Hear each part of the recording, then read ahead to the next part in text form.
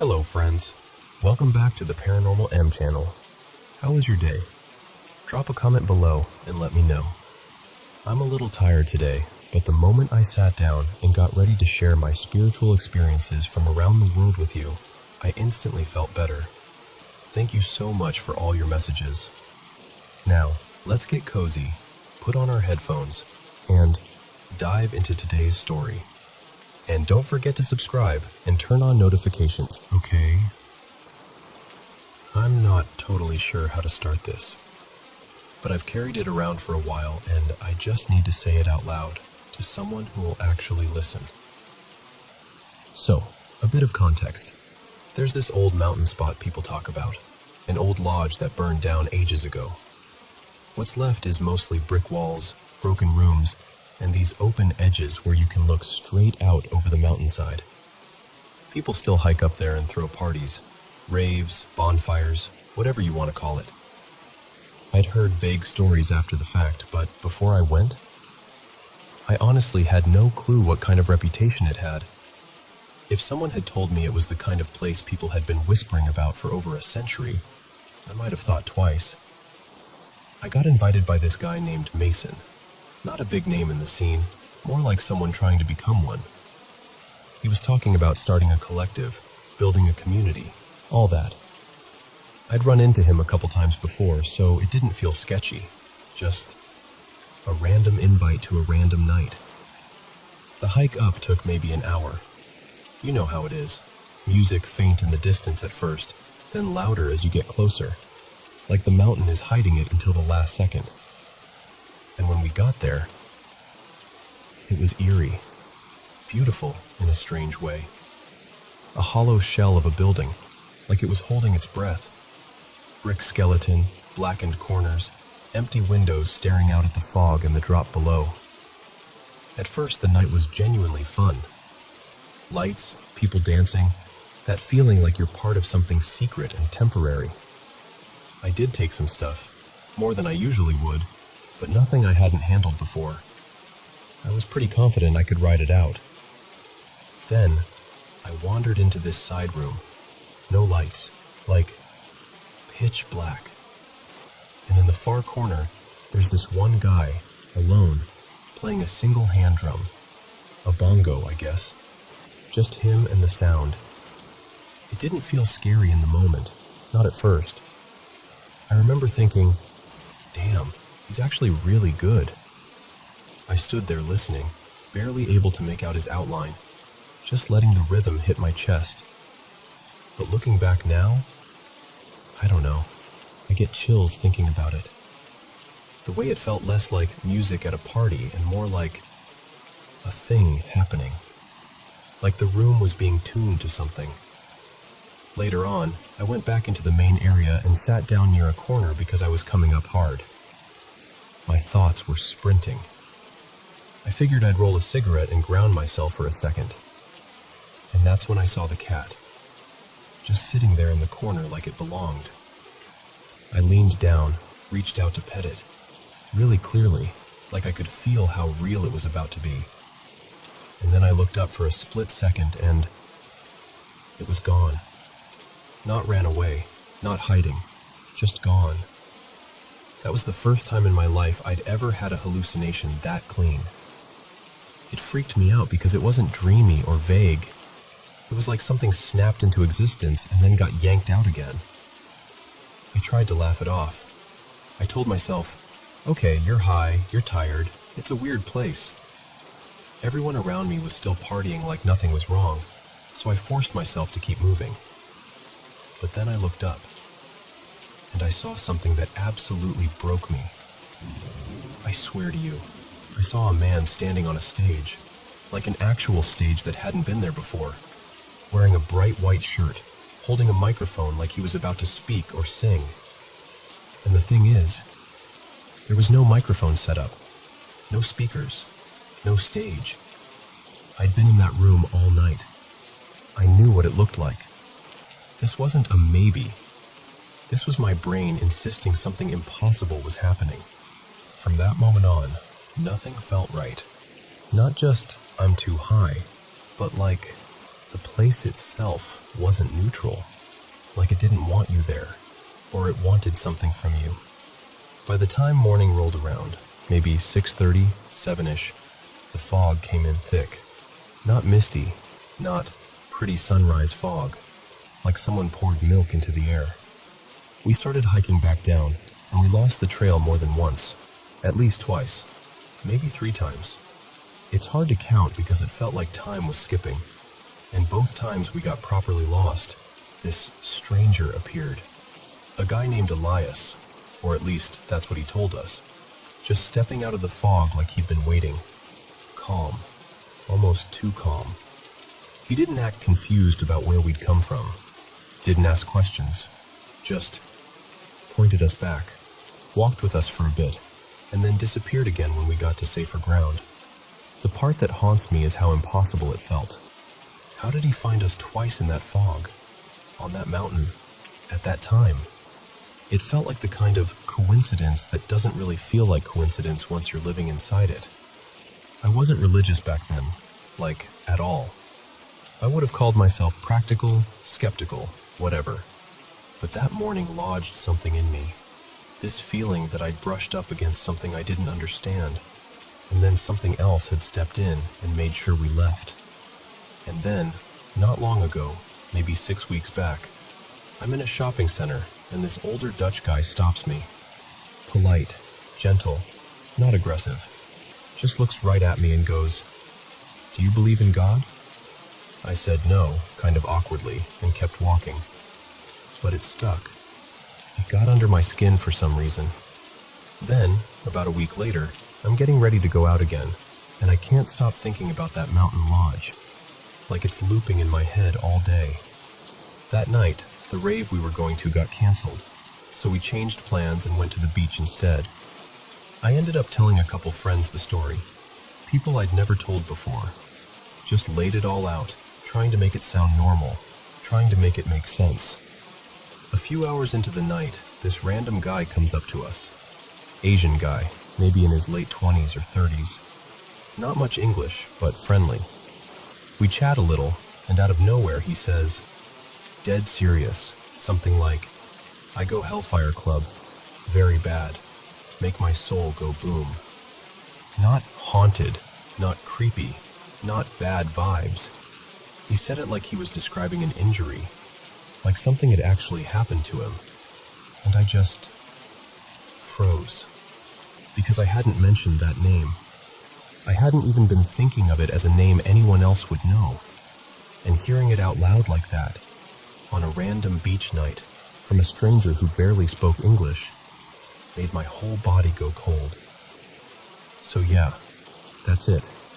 That's what happened. I'm not trying to convince anyone of anything. I'm just telling you I went to a place I didn't understand. I saw things I can't explain, and since then, it's like the world hasn't felt as simple as it used to. And honestly, sometimes I still don't know if I'm more scared of what I saw, or of how real it felt.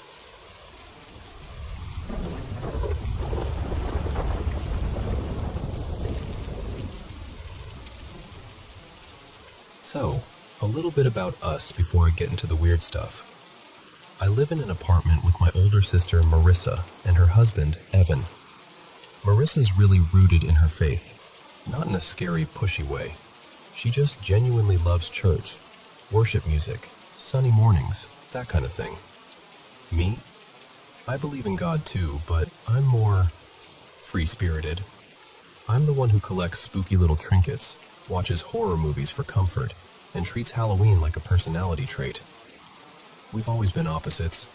Same mom, different dads, and we're 16 years apart, with me being the younger one. My mom used to laugh and say, "My girls are night and day." And yeah, I'm definitely the night. Okay, now the reason I'm even telling you this, for about the last year and a half, we've had these little moments that kept stacking up. At first it was easy to brush off, like knocking sounds coming from the wall by the bathroom or the kitchen. You know how apartments are. Pipes, settling, maybe something in the walls. Annoying, but not exactly paranormal, right? But then it started getting personal. The first time, I was in the shower. I clearly heard the front door open, footsteps, and then what sounded exactly like Marissa's voice, bright and casual, go, "Hey," like she'd just come home. So I hurry through thinking, oh, she's on break. I'll talk to her for a second. I get out a few minutes later and the apartment is empty. I told myself maybe she swung by quickly. She works like 5 minutes away, grabbed a drink, left again. Totally possible.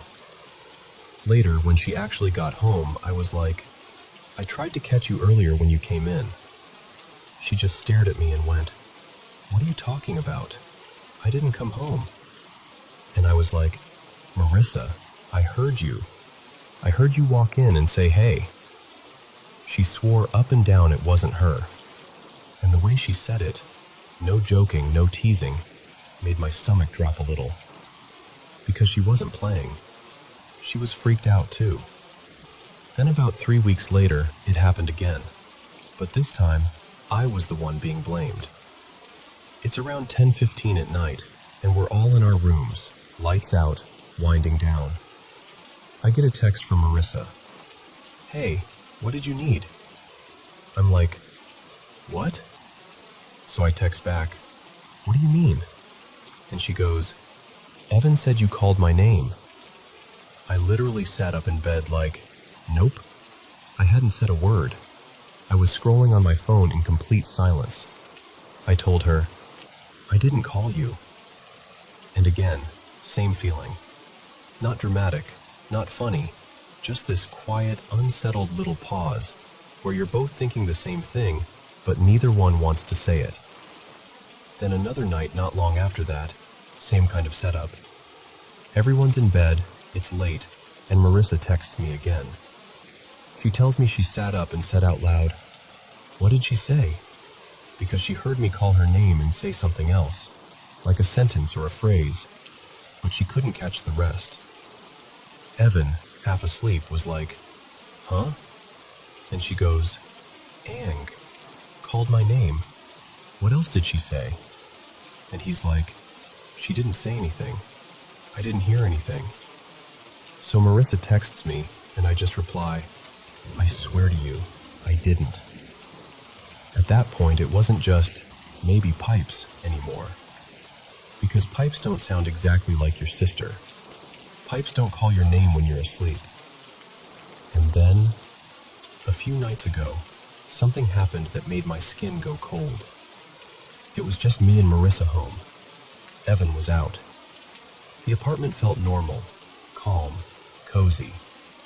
We had the TV on low and we were just talking about something random. Our 2 cats were curled up and asleep nearby, and our dog was knocked out too, like fully relaxed, deep sleep. And out of nowhere, we heard this deep, guttural growl. Marissa is not someone who swears unless she's genuinely scared. She grabbed the remote, shut the TV off fast, and just looked at me with wide eyes and went, "What the hell was that?" And I didn't even answer right away, because I didn't want to influence what she thought she heard. I asked her, "Tell me what it sounded like to you." And she didn't hesitate. She said, "It sounded evil, like an evil growl." When Evan called on his way home, she told him immediately. He tried to be logical, like, maybe it was a raccoon or something in the walls. But both of us knew. We both just knew. It wasn't scratching. It wasn't scurrying. It wasn't an animal sound you hear and go, "Oh, that's gross." This was the kind of sound that makes you stop breathing for a second. And Marissa told him, "No, that's not what it was. It didn't sound like an animal. It sounded angry." We've had smaller things too, like little puzzle pieces that don't make sense on their own, but together they start to feel like a pattern. One time, a cat toy ball rolled across the floor toward Marissa, stopped like it hit an invisible wall, then rolled back the other direction like it changed its mind. No windows open, no air on, nothing vibrating, just movement. Sometimes the pets will all just stare into the kitchen like they're watching something pass through. And our dog will sit up and do this low bark, then a growl, like he's warning something away, not playing. A couple times we've opened a cabinet and found small dishes neither of us recognizes, like they just showed up. Marissa and Evan don't know where they came from, and I don't either. It sounds silly until you're holding a plate you know you didn't buy. And I have this little lamp in my room that will turn itself on or off at random times. I've tried to blame it on the bulb, the switch, the outlet, anything. But it's inconsistent in a way that makes it hard to shrug off. So yeah, that's basically where we're at. I don't know what it is. I'm not trying to claim I've got some haunted apartment situation for attention. If anything, I'd love for it to be boring. But when you start hearing your sister's voice when she isn't there, and then she starts hearing yours when you're dead quiet, and then something growls in your living room with that kind of rage, it messes with you. And the more I've read, the more one word keeps circling back in my head. Something that imitates, something that copies voices. A mimic. And honestly, I hate even saying that out loud, because once you name something, it feels a little more real.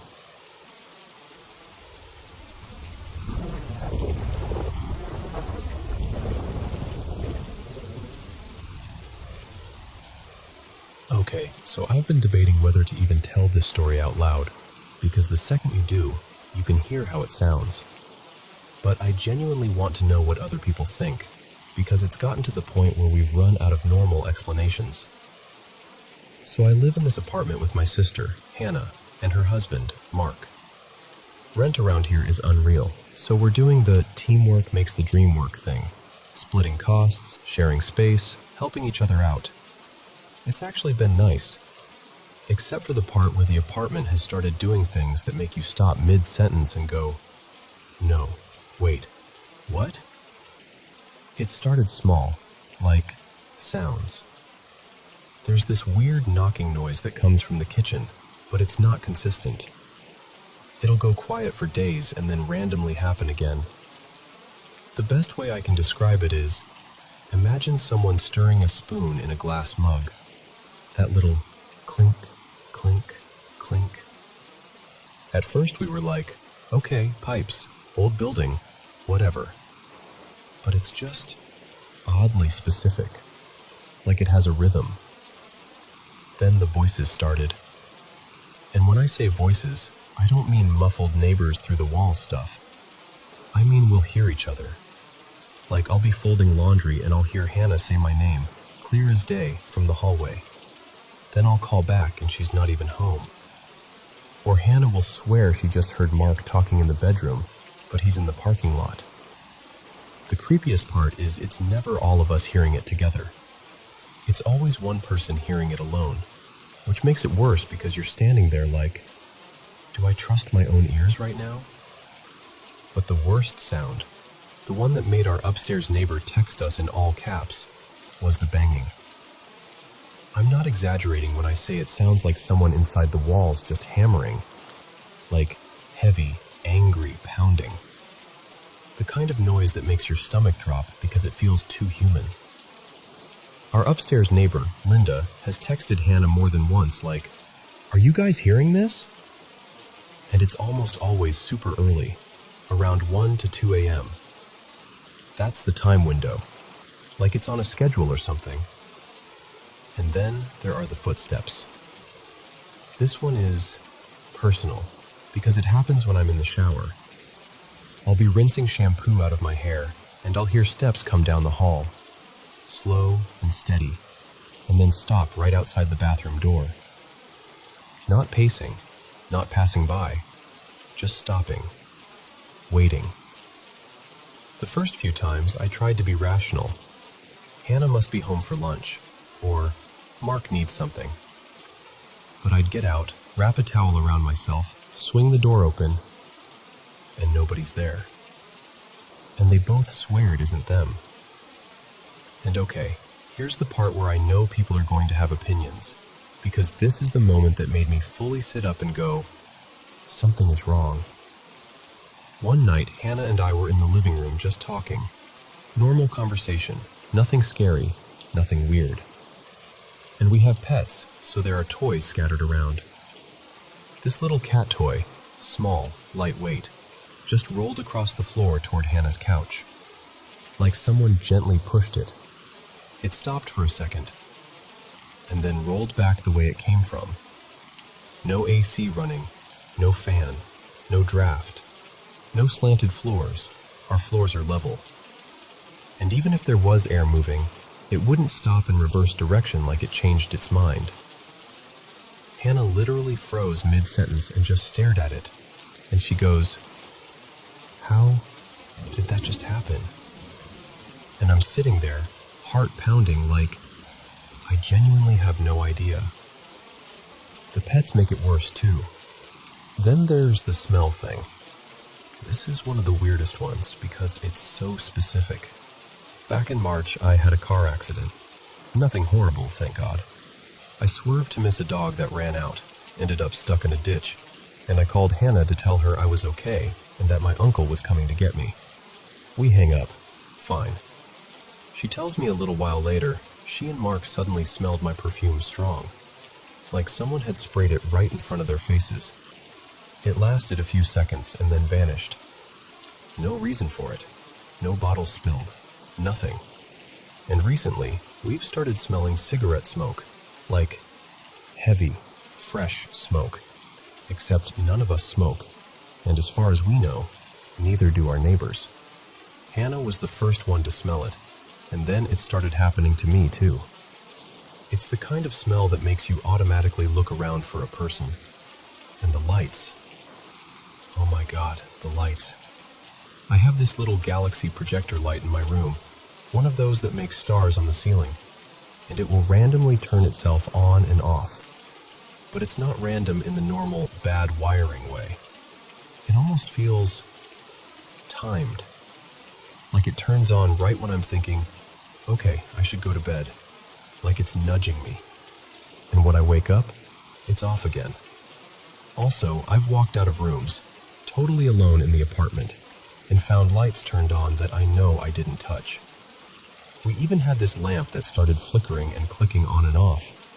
We assumed it was a cheap lamp, so Hannah got annoyed and threw it out. Bought a brand new one. Nothing fancy, just a regular lamp. And a week later, it starts doing it too. She was so mad because she was like, "So I threw away a perfectly good lamp for nothing." She even put in a maintenance request. They came, checked the outlet, said it was fine. And yet, the lamp still acts up sometimes. And then there's just stuff moving. Not like full poltergeist, chairs across the room drama, but little things. Keys not where you left them. Small objects showing up in places that make no sense. You do that thing where you try to convince yourself you just forgot, until it happens again and again. Last week, I heard something that still makes my skin crawl. I was sitting quietly, and right by my ear, like right beside me, I heard this little sound like, not a word, just a sharp, close noise. I sat there frozen, thinking maybe it came from outside. Maybe it was a bird or someone in the hallway, but it didn't feel distant. It felt next to me, like something leaned in and made a sound just to see if I'd react. And then this morning, this is what finally pushed me into telling somebody else. I took the dog out, came back in, used the bathroom, and then grabbed my keys because I needed to move my car. I closed the bathroom door, and I know I closed it all the way because we're strict about that. The cats are obsessed with shredding toilet paper like it personally insulted them. And my cat Miso, sweetest demon alive, loves pulling towels off the rack. Nothing like stepping out of a clean shower and finding your towel on the floor like a tiny crime scene. So I closed the door, fully, no question. A few minutes later, I walk back down the hall and the bathroom door is cracked open. Not wide open, just open enough to notice. like someone didn't want to be obvious. Like someone just wanted to remind me, yeah, I can do that. And look, I know grief and stress in life can mess with your head, so I need to tell you this part too. We've had loss. Our mom passed away a few years ago. Hannah also lost her dad not long after. And I lost a cat I'd had basically my whole life, then another older pet the next year. So yeah, we've been through it. We're close though. Hannah and I are really different, but our bond is solid. And me? I'm the odd one out. I love creepy stuff. Horror, mysteries, true crime. I collect weird little oddities, old antiques, spooky memorabilia, the kind of things people side-eye you for. I also have a ridiculous book collection, like, to the point where it's becoming a storage problem. I've loved reading since I was a kid, and it's my comfort. So part of me wonders if I brought some kind of weird energy into the space, or if our grief left a door cracked open, or if it's all just a series of explainable things that happen to line up in the creepiest way possible. But then I think about the footsteps stopping outside the bathroom, the voices calling when nobody's home, the banging in the walls at 1:30 in the morning that even the neighbor hears, that toy rolling across the floor, stopping and rolling back. And I'm left with the same question every time.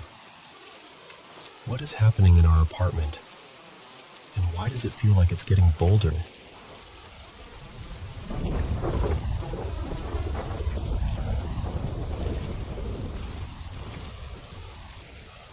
Hey, so let me walk you through this, because it's not just one creepy moment.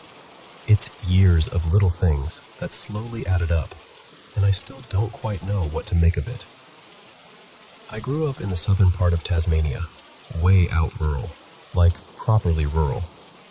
The kind of place where you don't get random visitors, and the road leading in isn't even properly sealed the whole way.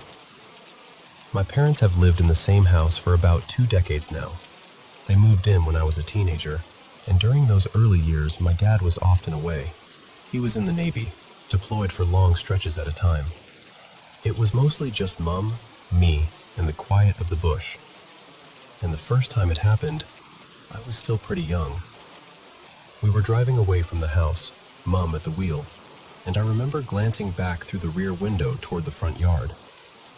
And there he was, a man, just standing near the front door, like he belonged there, like he'd been waiting.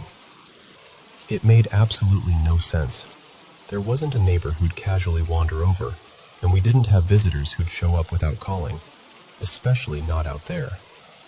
I stared hard at him, trying to make my brain name him, place him, explain him. And then I blinked, and he was gone. I told Mom as soon as I could, and she just sort of brushed it off in that gentle, practical way she has.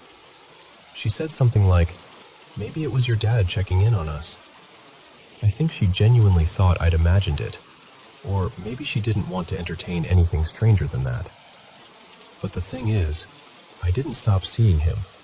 Not constantly, not every visit, but often enough that, as the years rolled on and I got into my 20s, I started to accept he was part of the house, the same way the wind rattling the gutters was part of the house.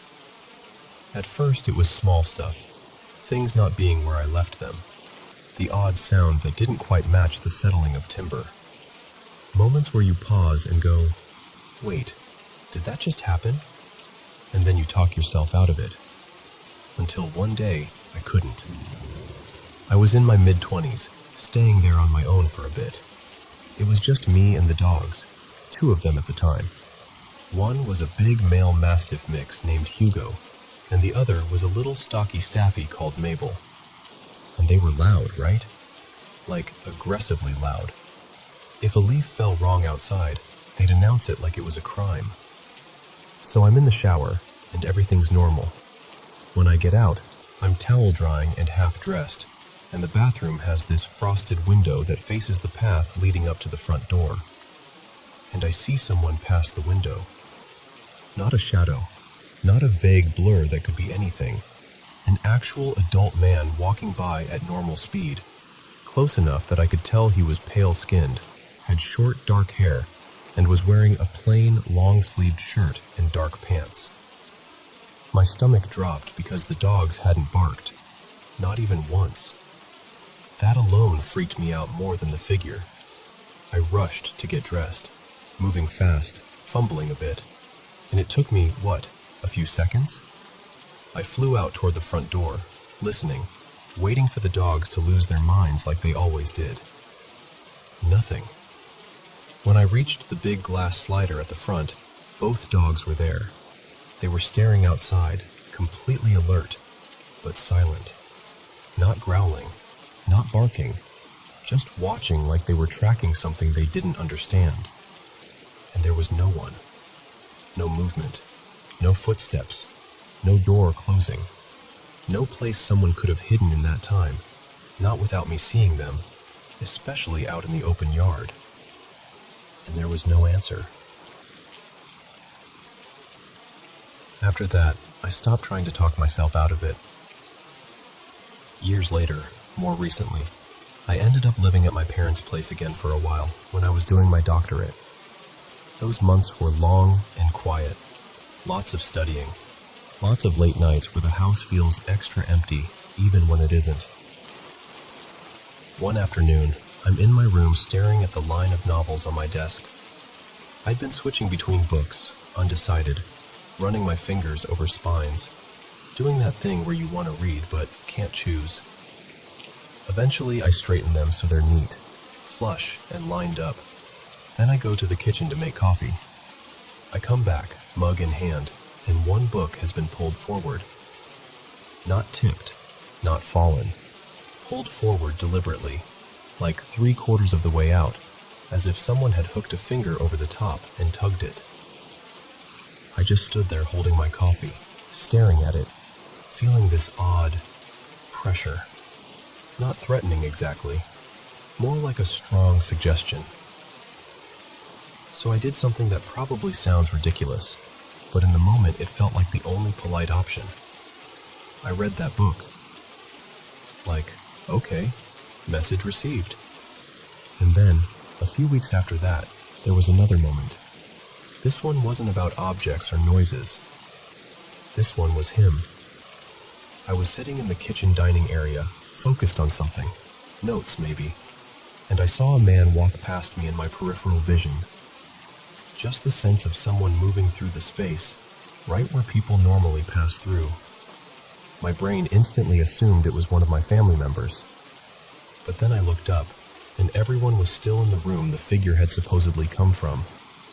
And there's no way someone could have walked past me from that direction without me seeing them earlier, without them having to pass my line of sight first. I felt this flash of shock, like my whole body went cold for a second. And then, it faded. Because here's the weird part. I've never felt afraid of him. Startled, yes. Confused, absolutely. But not scared. I've never had the sense that he's angry or malicious or trying to hurt anyone. He feels more like a presence with a routine. Like he's passing through because he always has. And still, it makes no sense. This house is remote. It isn't ancient. We know there were only a couple of owners before my parents, and as far as we know, everyone connected to the place is still alive. There's no family tragedy we can point to. No obvious story where you go, ah, of course, that explains it. For years, Mom and I barely talked about it. It was one of those topics you kind of keep folded away, because saying it out loud makes it too real. But recently, we did talk, properly. And Mom admitted she'd noticed something too. That the walking past moments, especially near the front of the house, seemed to be happening more often. And that's what's been sitting heavy with me. Because we always treated it like, well, he's not hurting anyone. Let him be. Don't stir things up. Don't mess with anything you don't understand. I've stuck to that. I don't play with spirit boards. I don't invite things in. I don't experiment. That's always been my line. But now I keep wondering, What if this isn't just harmless background noise? What if it's someone stuck in a loop, or someone trying to get attention because something's wrong? What if the increase means distress? And I don't like the thought of that. I just know I don't want to ignore it anymore, if ignoring it means leaving someone, or something, to suffer.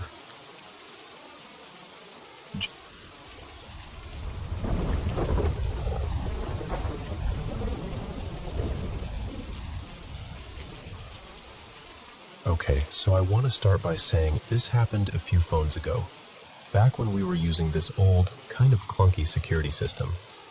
And I still get mad at myself for not saving the footage properly when we upgraded everything later. Because we had it.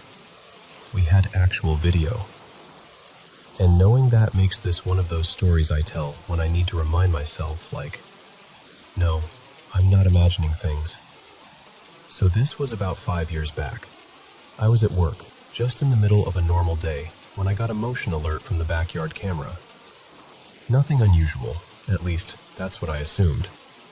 But I opened the clip anyway, and I swear to you, there was this dark, smoky-looking haze, like a shadow, but thicker. It wasn't fully solid, more like a transparent black mist, gliding across the top corner of our garage, over the back patio, and drifting straight toward the back door. And the weirdest part? It didn't just fade out like a shadow would. It looked like it slipped through the side of the frame, like it passed into the wall near the door and vanished. At first, I tried to be logical. I told myself it had to be a trick of the light, maybe a small cloud shadow. But it was way too localized, too small, and it didn't match how the sun hit that area at that time of day. Then I thought maybe it was a bug close to the lens, out of focus. Except it didn't move like a bug. It moved like something intentional. Slow. Smooth. Almost careful. Still, I shrugged it off. Because what else do you do, right? Meanwhile, my mother-in-law, Marisol, was at our house watching our little boy, Jonah. He was just over a year old then, still at that stage where he'd cling to you like a little koala and fall asleep anywhere as long as he felt safe. About half an hour after I watched the clip, curiosity started chewing at me, so I pulled up the indoor cameras just to see if anything else looked strange. And I catch Marisol in the kitchen, smudging. Now, she's the type who'll do that sometimes. She's always been spiritual.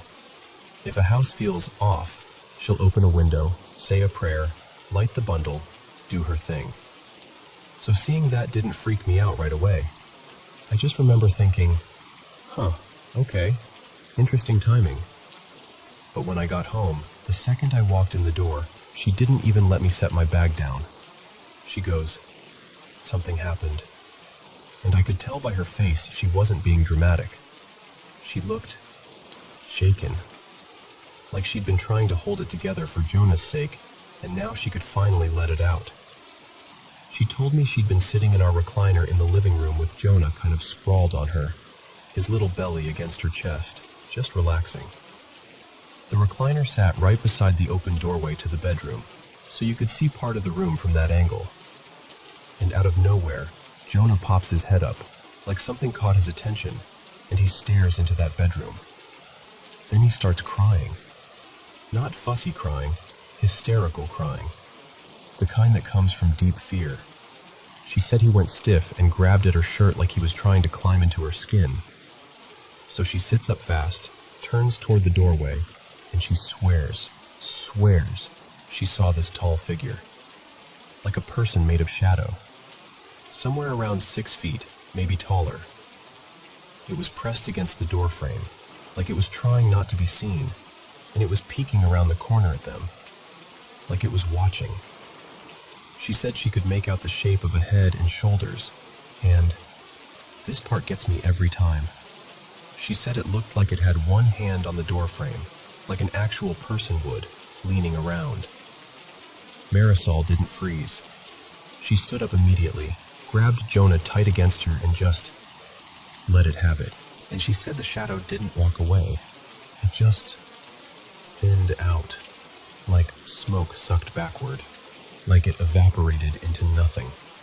After that, Jonah calmed down pretty quickly once she carried him out of that area, but she told me her hands were shaking so bad she could barely light the smudge bundle. Still, she went room to room anyway, opened windows, prayed, smudged the whole house. So while she's telling me all of this, I'm standing there with that backyard video still in my mind, and I ask her, really casually, but my heart is pounding, "What time did this happen?" And she tells me, and it's the exact timestamp from the clip I got at work, the exact same moment. I didn't even say anything at first. I just pulled out my phone and showed her the recording, and the look on her face, it was like all the color drained out of her. We just stared at it together, then stared at each other, both of us realizing how impossible that coincidence was, because she hadn't known about the alert. She hadn't talked to me. She had no reason to be smudging unless she truly felt like something had happened. And I hadn't told her anything about the mist because, honestly, I hadn't even decided it was worth mentioning yet. That's the part that still gives me chills. That split second of proof. That moment where it wasn't just someone's story. It was two separate experiences lining up perfectly, like they were connected. And even now, I still wonder, why our house? What was it doing outside first? Why did it come in through the back, like it was sneaking in?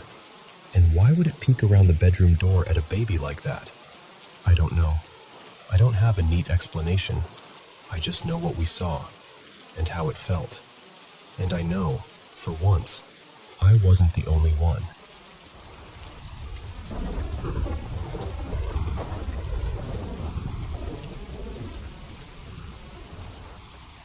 So, this is a true story from about 7 or 8 years ago, back when I was working security at this conservation area just outside the city.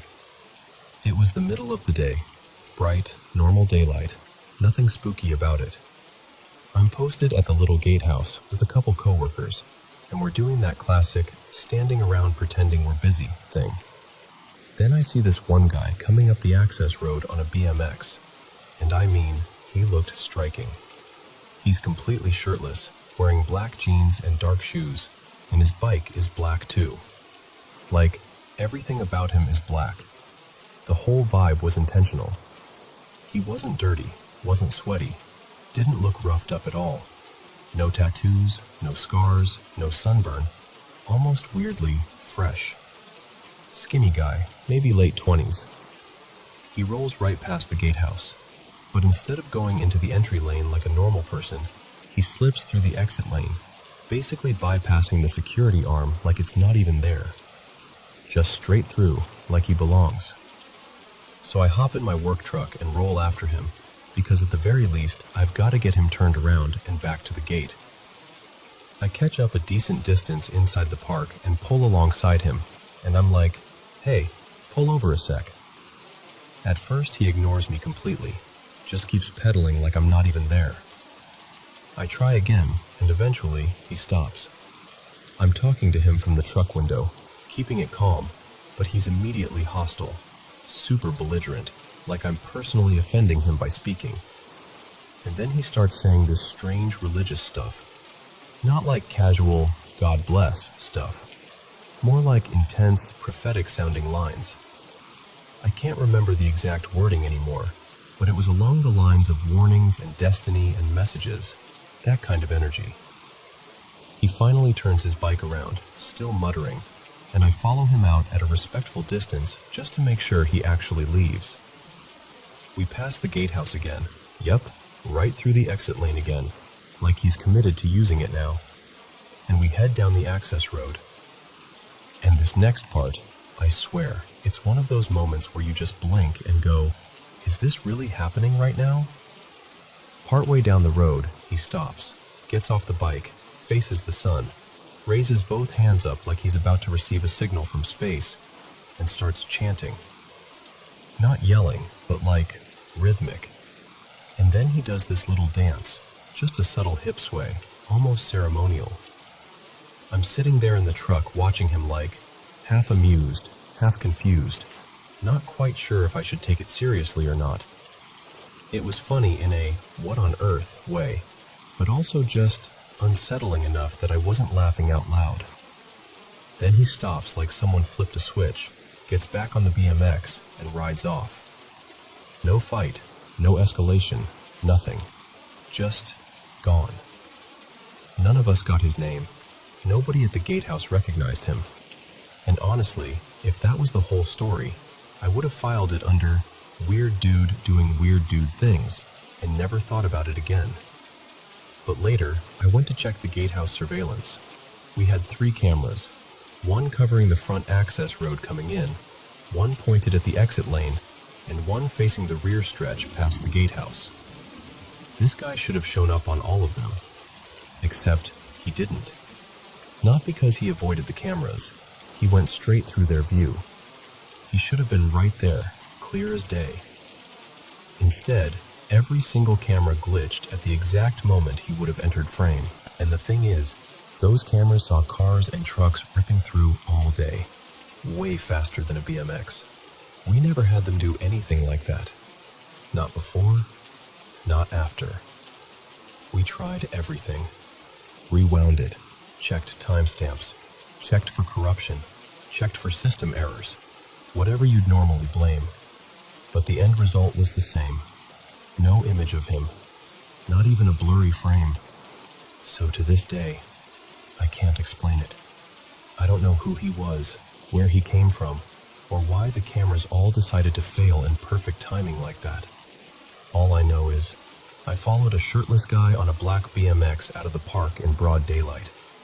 And somehow, according to the cameras, he was never there.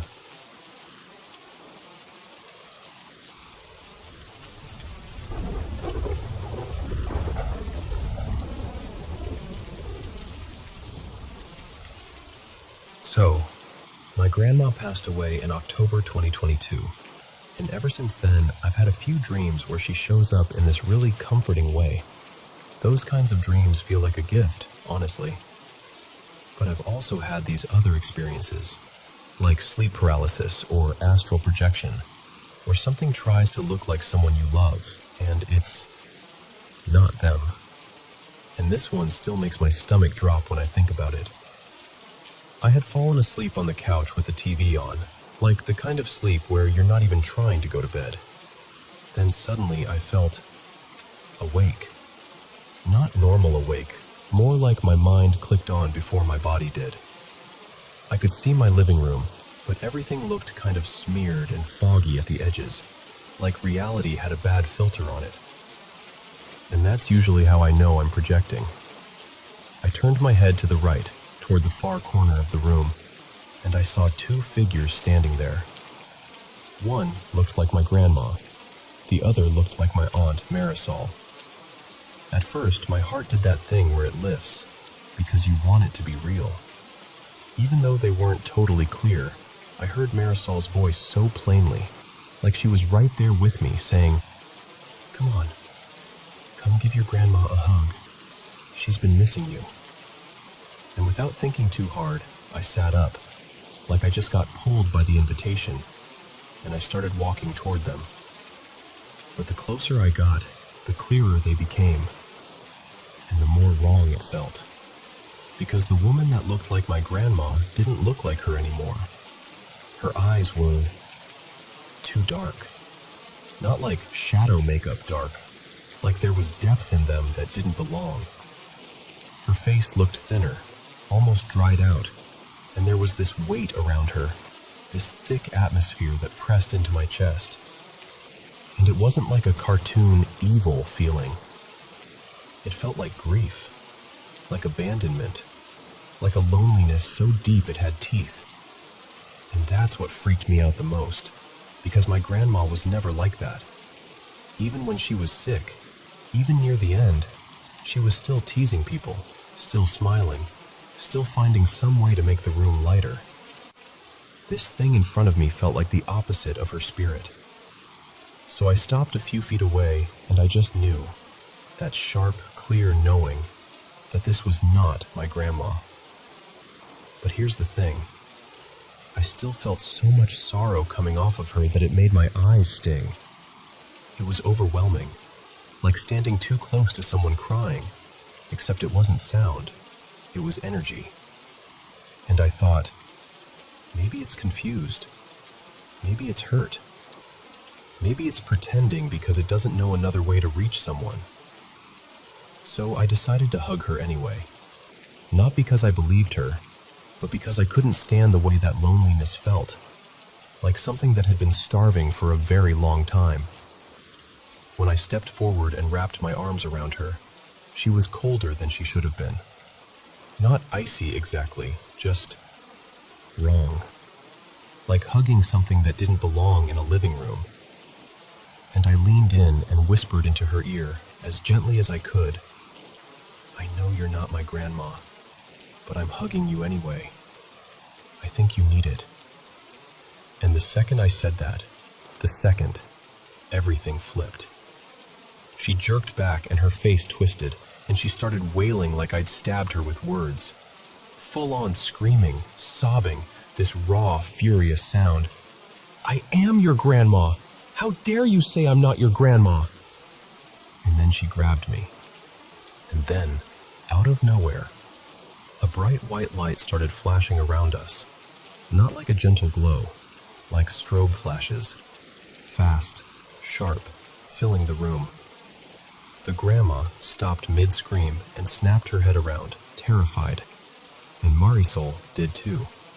Both of them suddenly scanning the room like animals hearing a predator. They looked scared, like they'd been caught. And right as that fear hit their faces, I slammed back into my body. I was suddenly fully awake on the couch, heart pounding, breath shallow, mouth dry. The TV was still on. The living room was normal again. But the corner, the exact corner where I'd seen them standing, where my LED strip lights are plugged in, those lights were flashing bright white. Violently. Rapid flashes, like the room was taking pictures. And here's the part that messed with me. I didn't even have the LEDs set to white. They'd been on deep blue earlier. They were never on white. I grabbed the remote immediately, panicked, and kept hitting buttons. Off, brightness, mode, anything. And nothing worked. The lights kept flashing like they were ignoring me completely. So I unplugged them. The second I did, the flashing stopped. I stood there for a moment, just staring, hands shaking. Then I plugged them back in, and the LED strip didn't turn on at all, like it was dead, like it had burned out in that moment.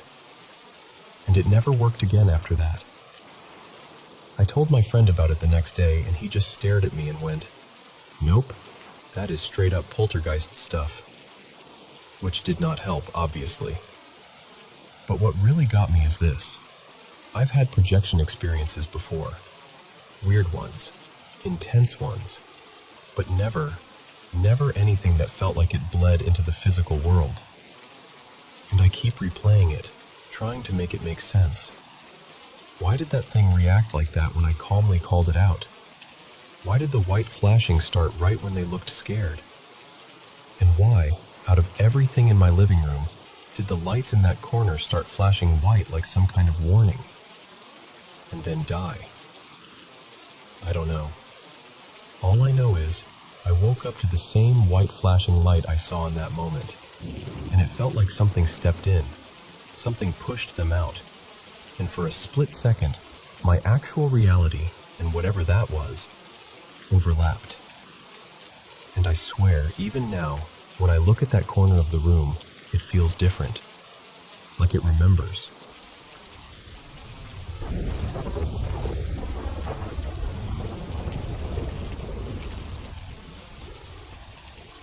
So, I've always hesitated to talk about this because my dreams don't feel like the kind of spooky dreams most people mean when they say that.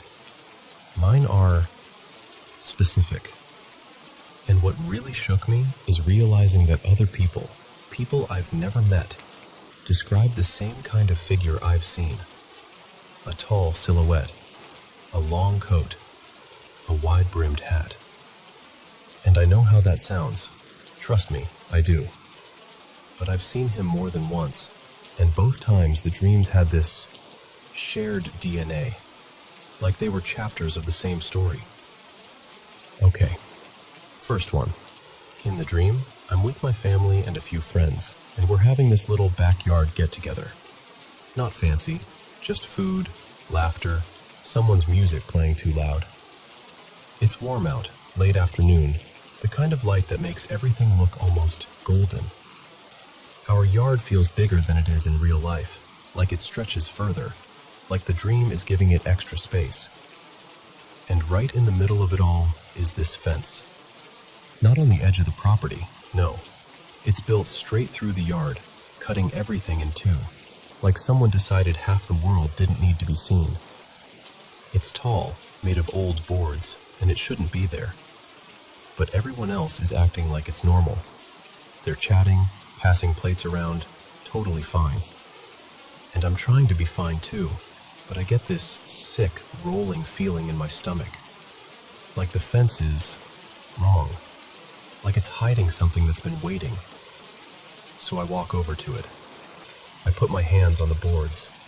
They feel rough and dry and a little loose, like they've been sunbaked for years. I look for a gap, but there isn't one. No knothole, no missing plank, nothing. And that makes it worse. I climb. I hook my foot on one of the cross slats and haul myself up, and as I swing a leg over, one of the boards cracks with this sharp, splintering snap. The sound is way too loud, like it echoes.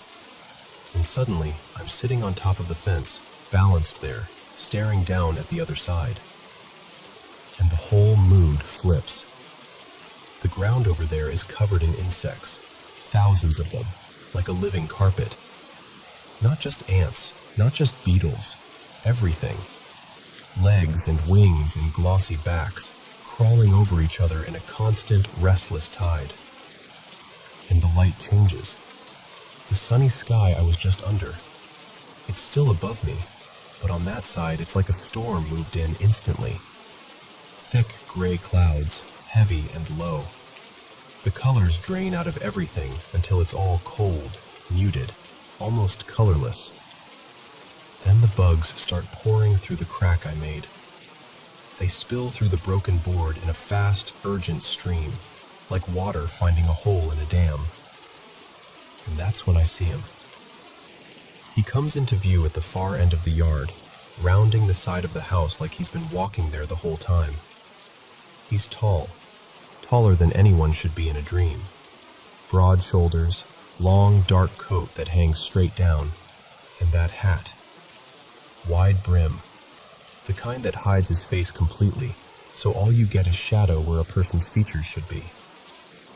He's not running, he's not hurrying, he's just coming. Step by slow step, directly toward me. I scramble down from the fence so fast I nearly fall, and I sprint back to my family, shouting that we have to go, that something's wrong, that we have to move, now.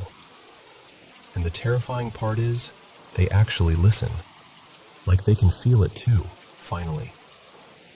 And then, there he is again, crossing the yard. The bugs are everywhere now, spreading, swallowing the grass. He moves through it without reacting, like none of it matters, like it's part of him, like it belongs. I can't see his face, only the hat's shadow, only that dark, impossible outline. And then I hear the front door of the guest house open, not slammed, not forced, opened, calmly, like he has every right. And right as the sound registers, right as my body tenses for whatever comes next, I wake up. But I don't wake up relieved. I wake up like I've escaped by inches. Now, the second dream, it's different on the surface, but it's the same feeling underneath. The same pressure in the air, like the world is holding its breath. I'm on the edge of a fjord, the kind you see in photos. Steep rock walls, dark water, everything dramatic and sharp.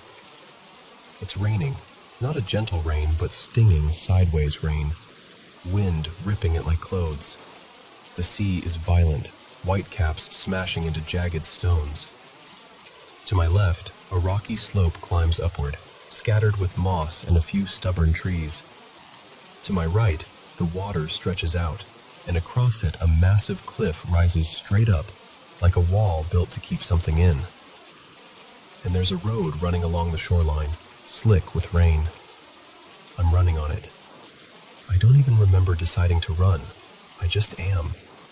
My lungs burn. My feet slap the wet ground. And when I glance left, I see movement on the hillside. Shapes. A pack of animals, 10 or so, big bodies, heavy shoulders. Not exactly wolves, not exactly bears, but something with that same power. They're keeping pace up there, matching me, and the moment I notice them, they start charging down the slope. And the fear that hits me is pure and instant, like my body understands before my mind does. Then, right ahead on the right, there's this church. It's Gothic, all sharp angles and towering stone, but it's unreal in scale. The spire rises so high it disappears into the gray clouds, and the building itself looks like it's grown out of the sea. Waves crash against its foundation. Tall, pointed windows stare out over the water like dark eyes. And the only way in is from the shore. I don't think. I just run straight for the entrance and push inside. The second the door closes behind me, everything changes. The storm sound dulls, like the world has been wrapped in thick fabric. The air is cold and still. No candles, no lamps, no warmth. Just that weak, ashy daylight filtering through the high windows, washing the white walls in a kind of sickly calm. The ceiling is impossibly high, so high it makes me feel tiny and exposed. Empty pews line both sides of the aisle, perfectly neat, perfectly untouched, like no one has sat there in centuries. And at first, I'm relieved, because the animals aren't in here. The chasing stops at the threshold. But then I look toward the altar, and I see him. He's standing near the front, off to one side by the last pew, like he's been waiting. Hat, long coat, that same dark shape swallowing the light around it. His back is to me, and for a second I just freeze, because my brain is trying to pretend it isn't real. But it is. I feel it in my skin. He moves. Not suddenly, not sharply, just turns, like a slow hinge. He pivots to the right, then again, lining himself up with the aisle, and he begins walking down the center toward me. Steady, measured, like he's practiced this.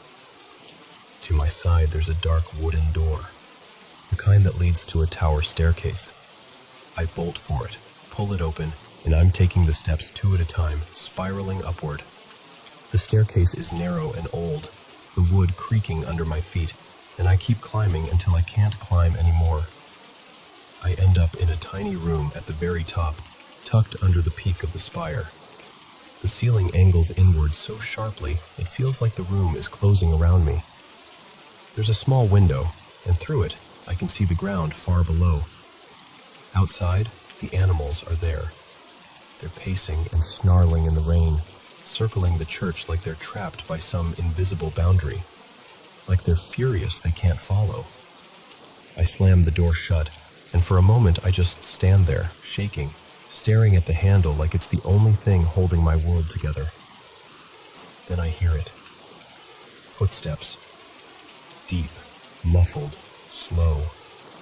Not on stone, on wood. A steady thump, thump, thump. Like a clock, like a heartbeat that isn't mine.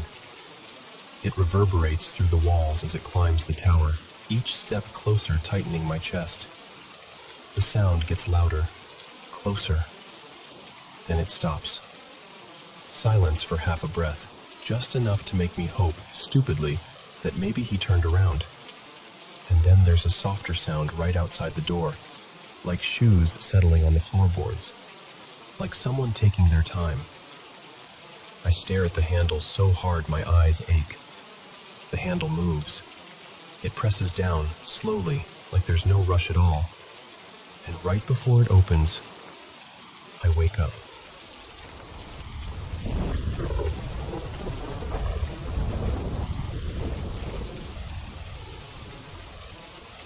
So I live alone.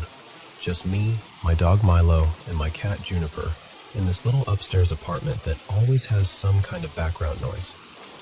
Pipes ticking, a neighbor's door shutting, the heater doing its dramatic on and off routine. You know how it is. And my pets. They're like most animals. Every now and then they'll stare into a corner or track something with their eyes like they're watching an invisible tennis match. I've always told myself it's probably just sounds I can't hear or vibrations in the building. I'm not exactly the "it's a ghost" type. Anyway, this happened a few nights ago. I made myself dinner, carried the plate over to the couch, and flopped down to eat while watching some random show. I've got this big L-shaped sectional. I sit on the part pressed against the wall, and the other section sticks out toward the kitchen without touching anything, so it makes this little walkway behind it to the rest of the apartment. Milo was already bundled up on the couch, completely wrapped in a blanket like he pays rent. Juniper was in the kitchen finishing her food. A couple minutes pass, and right on cue, Juniper starts her usual routine for attention. She does this thing where she stands at the back base of the couch, where I can't see her, and scratches the leather a few times like she's knocking on a door. Then she jumps up, acts offended I didn't roll out a red carpet, and demands pets. So I hear the familiar scratch, scratch, scratch, and then this impatient little chirpy meow, like, "Hello, I'm here." I smile. I lift my hand, ready to give her the royal treatment. And I hear it again. The exact same scratching sound. Same texture, same rhythm, same place. But here's the thing. Juniper was already in front of me. Like right there. Eyes bright, paws tucked in, claws not even out, waiting for me to scratch her cheeks. Milo's head pops up from the blanket immediately, and Juniper freezes mid-demand. Both of them turn their heads toward the back of the couch at the same time, staring straight at the spot where that sound just came from. And they didn't freak out. No puffed up tail, no barking, no bolting away like something just hissed at them from the shadows. Just alert, curious. Like they were both thinking, "Wait, that wasn't you?" And honestly, that calm reaction was the only reason I stayed calm too. Because if they'd been scared, I would have been scared. But they weren't. So I just sat there with my fork halfway to my mouth, staring at the couch like it owed me an explanation. I'm used to apartment noises. I can rationalize most things. But this wasn't vague creaking or a distant bump. This was cat claws on leather. That specific, dry little rasping scratch that you can't really confuse with anything else. And I could pinpoint exactly where it came from. Right behind the sectional, in that hidden spot Juniper always uses as her "excuse me, I require affection" launchpad. I sat there for a while just thinking, trying to recreate it in my head, trying to explain it. Maybe the leather settled. Maybe something brushed against it. Maybe sound bounced weirdly down the hallway. But it was so perfect. Like someone, or something, had just copied Juniper's signature move. And before you ask, no, I didn't feel dread. No cold rush. No sense of being watched. Just pure confusion. Like my brain kept trying to file it away into a normal category and failing. Still.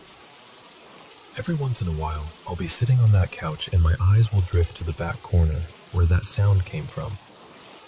And I'll catch Juniper staring there too, like she's waiting for the couch to do it again.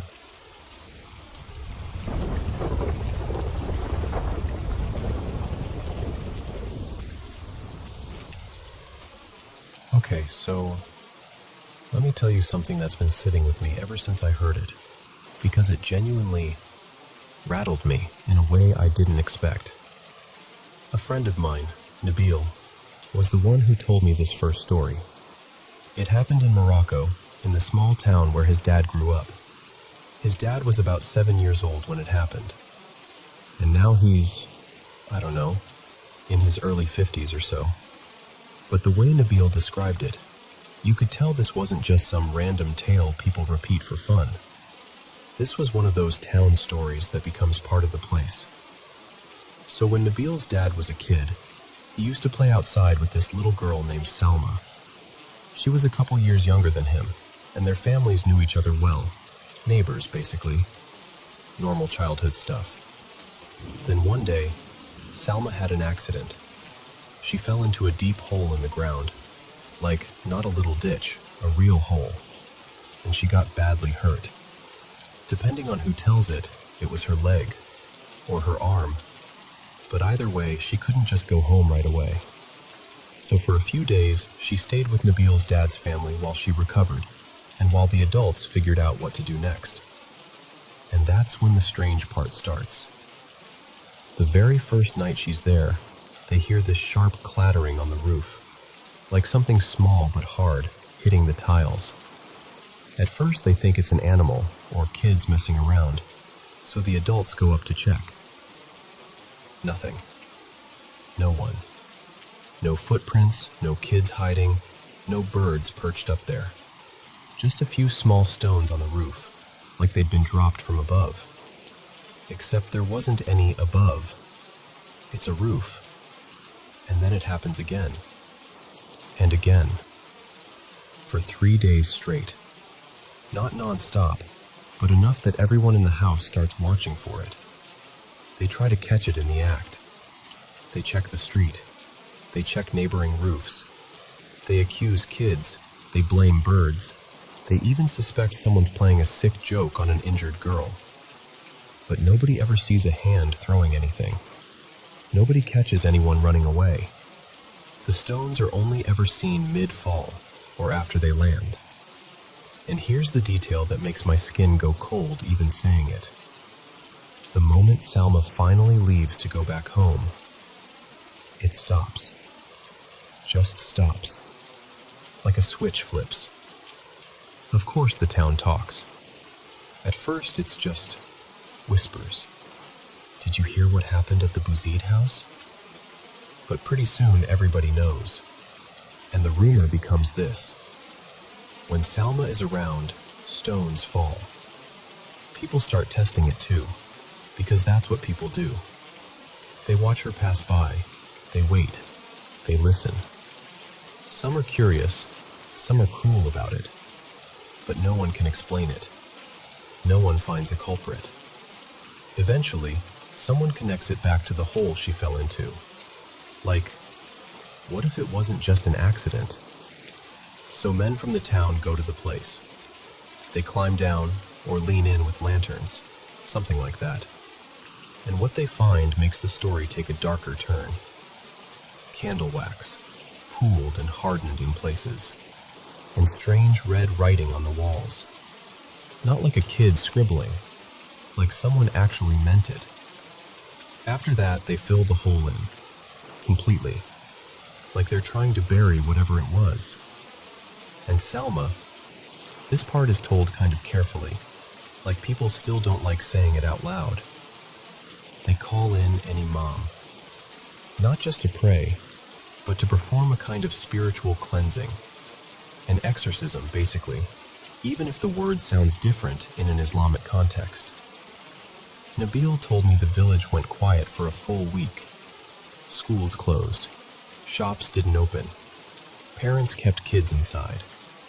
Like everyone collectively decided, we are not going to tempt this. And then, it stops. No more stones. No more roof clattering. No more little rocks appearing out of nowhere around her. So that alone is creepy, right? But here's where it gets worse, because it didn't just stay as a story. A few days after he told me, I borrowed a book from Nabil's room. It was one of those old, slightly yellowed books that look like they've been passed through hands for decades. He said the whole bookshelf originally belonged to his great-uncle, so it had this dusty, family relic vibe. The book was in French, published in 1972, and it was about paranormal cases and theories. The title was Les Mystères du Surnaturel, and it was written by someone named Robert Tokay. I wasn't even reading it because I fully believed anything. I was just curious, like, okay, if weird stuff happens, what kind of weird stuff has been recorded? And then I hit this one story. It's set in France, in a town near the coast, Arcachon, and there's a sanatorium there, the kind they used to have for tuberculosis patients. Long corridors, quiet rooms, that whole image. In this place, there's an older woman staying in one of the rooms, and the staff and patients start noticing something. Wherever she goes, little stones start falling nearby. Not crushing boulders, small rocks you could hold in your palm, but enough that it freaks people out. Then she leaves. A new patient moves into her room, a girl around 17, and the same thing starts happening again. Same pattern. Stones appearing out of nowhere, falling around people, never quite hitting anyone. At first, everyone tries to explain it away. Drafts, loose gravel, someone playing tricks, but they can't find anything. They can't catch anyone. There's no source. And the most unsettling part is that the rocks aren't found stacked somewhere. They're only noticed as they fall. One day, when patients and workers are outside enjoying the sun, the stones start raining down again, right as that teenage girl comes out to join them. Like the air around her is the trigger. And then the exact same thing happens as in the Morocco story. When she eventually leaves the sanatorium, the phenomenon stops. So now I'm sitting there with this book open, and I'm realizing I've heard two stories. Different countries, different decades, totally unrelated people, and yet the details line up way too neatly. And these are the specific details that got under my skin. The stones only fell when the girl was nearby. The stones were never seen being thrown, only falling. They didn't really hurt anyone, almost like they were aimed to miss. And both stories were tied to a location, the hole in Morocco, the room in France. It sounds small when I list it like that. It almost sounds simple, but that's exactly what made it terrifying to me. Because it wasn't chaotic, it wasn't random, it had rules. And when something like that has rules, something that shouldn't exist, behaving like it has a pattern, you start feeling like you're not just hearing a scary story anymore. You start feeling like you're brushing up against something that might actually be real.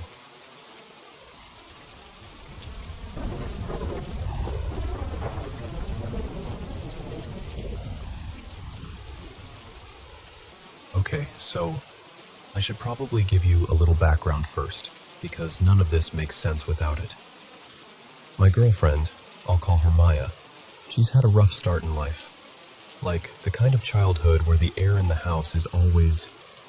Her parents split when she was young, and the fighting didn't really end after the divorce. If anything, it got uglier. Her dad would pull these manipulative moves that made Maya and her older sister feel like they had to compete for love, like he was trying to turn them against each other. And I swear, that kind of thing leaves marks on you, even when you're grown. And Maya, she carries stress differently than most people. She gets panic attacks sometimes, like the real kind, where your body feels like it's in danger even when you're safe. But what makes her situation different is what happens with the panic attacks. Ever since she was a kid, she's seen things. Not like little flickers in your vision, I mean full-on shadow figures. She described one that wears a brimmed hat, like this old-school silhouette that just stands there. There was another one she called the long-armed one, because it would be wedged in the corner of her room like it didn't belong in the geometry of the space. And then there was this woman-shaped presence that would peek out from her closet door, just barely enough for Maya to catch it if she glanced the wrong way. Sometimes it's not even a full body, it's just faces, like oval heads, big round eyes, a little open mouth, like a mask that doesn't belong to anyone. Once in a while she can sort of make out features, but most of the time it's just the idea of a face, like something trying to imitate what a human looks like. And here's the part that messed me up. When Maya gets really anxious, the shadows don't just stand there. She's told me they move. Sometimes they crawl. Sometimes it feels like they're coming closer. And she'll grab her stomach or her side and tell me it hurts. Like pressure, like bruising from the inside. She's not saying, I imagined pain. She's saying, it hurts right now. I know how that sounds. I do. If someone else told me this a couple years ago, I'd probably nod politely and think, sleep paralysis, trauma, hallucinations, anxiety, all of that. And to be clear, I still think some of that could be part of it. But then, there was this one morning that didn't fit neatly into any box. Maya had a really bad night. Panic attack, shadows, the whole thing. She finally fell asleep near morning. And the next day she texted me like, I don't want to scare you, but look at this. And she sent a photo of her thigh. There were scratches. Not random. Not like, oh, I must have hit something. It looked like a symbol, like a messy star shape carved into the skin, with lines that were too deliberate to be accidental.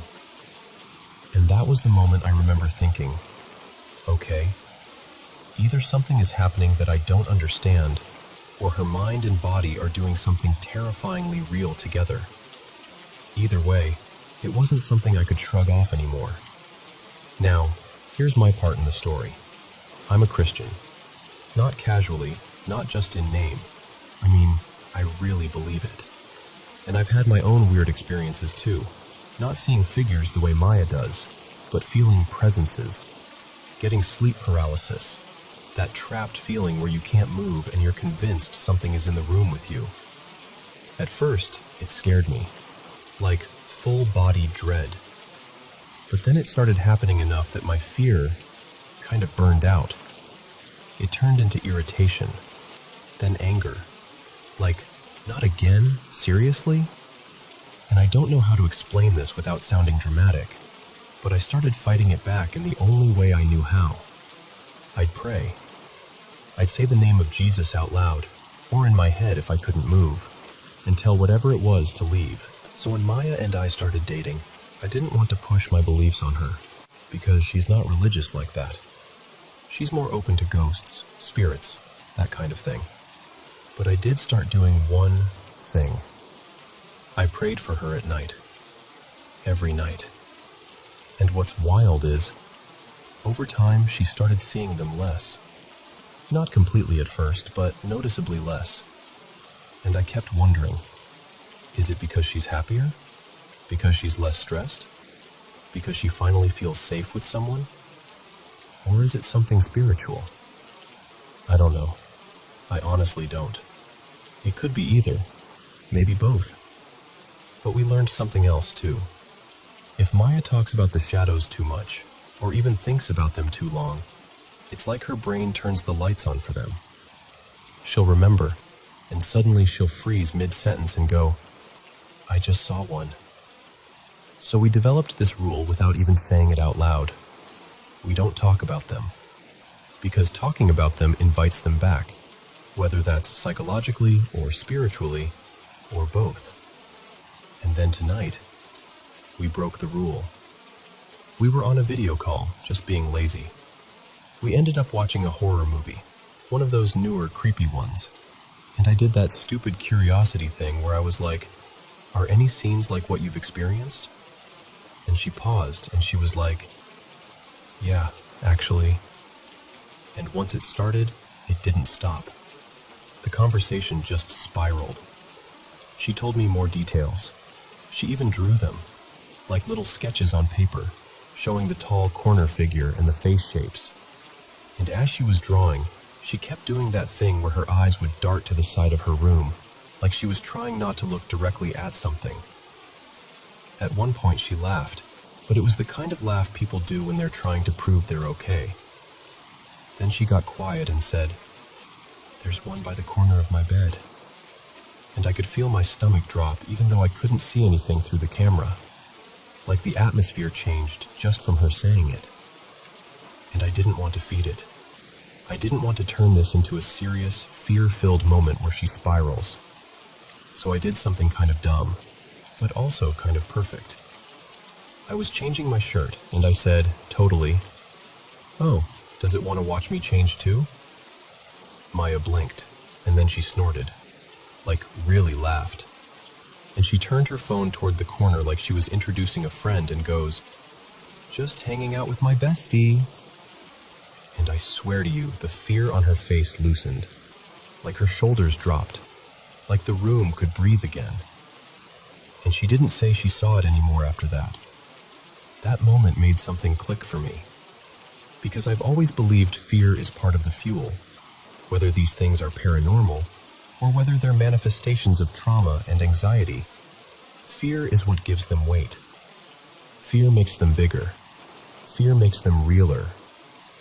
So I started thinking, okay, how do I help her long term? Do we just never mention them again, because even talking about it triggers it? Or do I help her understand my faith, not as a lecture, but as a way of feeling protected, like truly protected? Or do we train her to meet them with annoyance instead of terror? Like, "Oh great, you again," instead of, "Oh my God, I'm in danger." Because I'll tell you this, part of why I'm not afraid anymore is because I genuinely believe God is with me. That doesn't mean I'm some superhero. It just means I don't feel alone. And if I'm not alone, then what is some shadow in the corner compared to that? It's like the way an adult doesn't feel threatened by a toddler throwing a tantrum. Loud, dramatic, scary looking for a second, but not actually in control. And when she finally drifted off, she looked peaceful. Like, genuinely peaceful. She's asleep right now as I'm telling you this, and I'm still here on the call, watching her breathe, hoping that tonight stays quiet. And I don't know what the shadows are. I can't tell you that. I just know what they've done to her, what they've tried to take from her, and how badly I want them gone. So yeah, that's where I'm at. Trying to protect her, trying to make her feel safe, trying to figure out whether the answer is silence, faith, laughter, or some mix of all three. But tonight I'll take the small win, because she's asleep, and the room feels calm.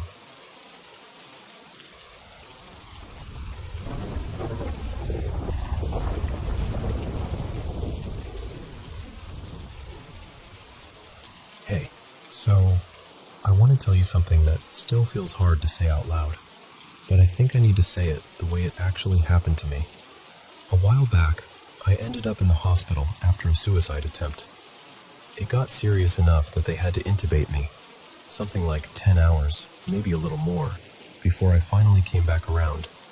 When I woke up, everything felt muffled, like my brain was wrapped in cotton. And not long after that, I was involuntarily committed. I'm telling you that part first because I don't want you to think I'm glossing over the mental health side of this. I live with another condition too, the kind that can tip me into psychosis, especially depending on meds and stress. So yeah, that's part of the picture. But I also don't want it used as an excuse to dismiss what this felt like. When they moved me to the psych ward, the place was exactly what you'd imagine. Fluorescent lighting, slow footsteps in the hall, that weird mix of boredom and tension hanging in the air. And there was this person there. Her name was Celine. She called herself a witch, openly, casually, like it was the same as saying she liked hiking. She had this really obvious tattoo, like a pentagram, or maybe a star in a circle, right where you couldn't miss it. What stood out was that she'd gotten furious at someone one day, not me, and I heard her talking about doing a spell. She never said who it was for, and the thing is, she was genuinely kind to me, like unexpectedly kind. So I assumed naturally that whatever she was talking about, it wasn't aimed at me. But then one night, I fell asleep and had this dream that felt different from the usual hospital dreams. In it, I kept seeing these calendar pages, like paper cutouts floating against this black background. And the dates on them weren't normal dates. They were years, way out there. Like decades into the future. It was eerie because it felt like my mind was being shown something I wasn't meant to see. And then I went lucid. I remember that moment so clearly, like I woke up inside the dream and thought, wait, this isn't right. That's when I heard it. This laugh. That classic, exaggerated, movie witch kind of laugh. Hysterical, sharp, like it was echoing in a big, empty room. I couldn't see anyone, but it felt aimed, like something knew I was listening.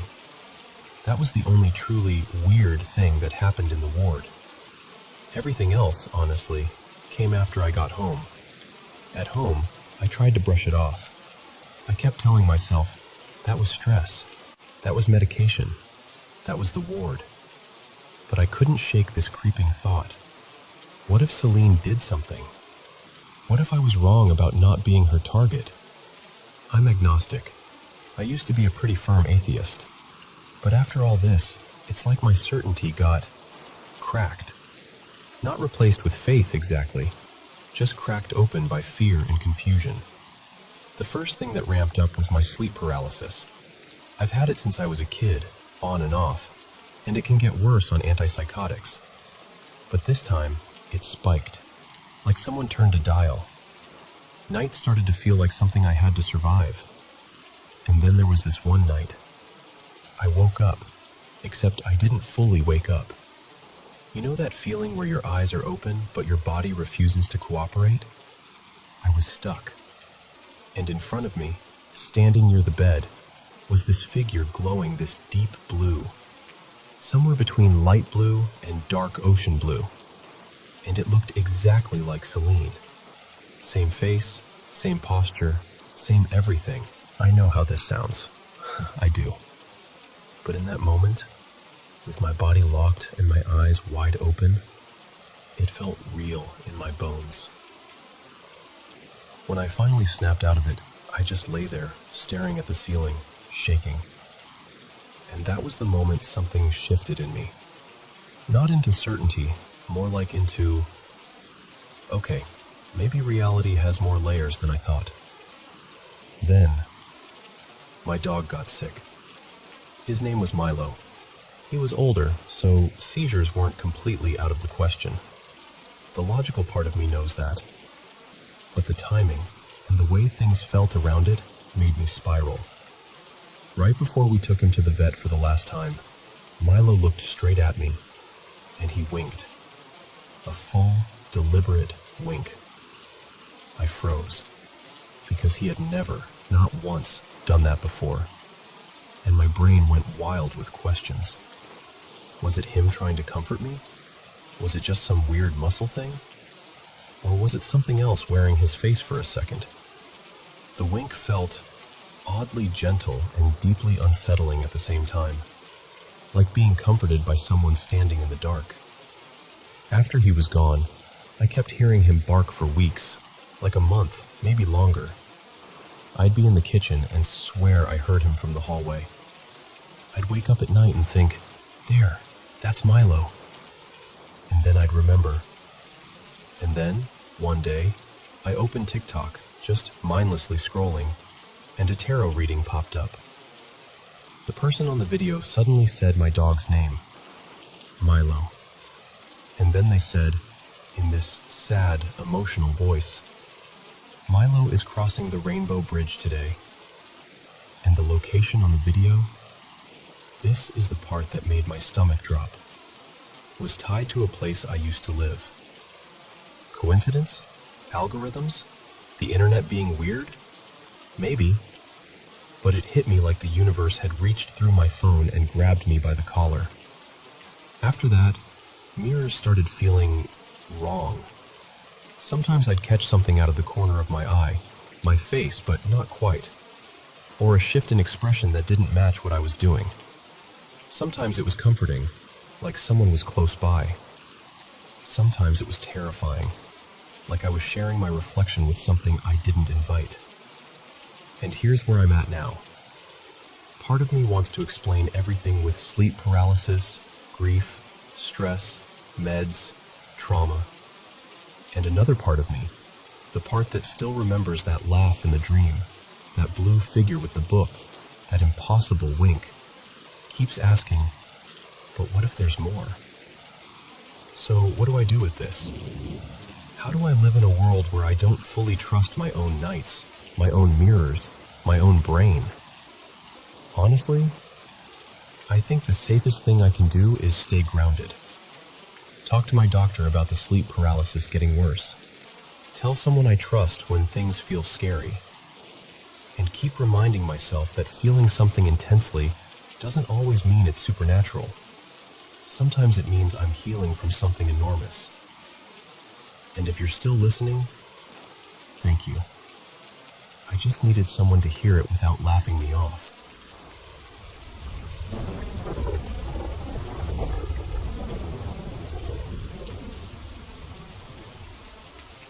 So, I've carried this around for a long time, and I don't tell it often, because even now, it sounds like something I must have imagined. When I was 9, we lived in this mid-sized city where everybody kind of knew everybody, at least through parents, neighbors, that sort of thing. There was a boy a few streets over named Eli, and he was around 13. We weren't close. We'd nodded at each other, maybe traded a couple words outside our buildings, but he was older, doing older kid things. I wouldn't have called him my friend. One afternoon, he was riding his bike home and a drunk driver hit him. It happened fast. So fast, people said he didn't even have time to react. He died right there on the road.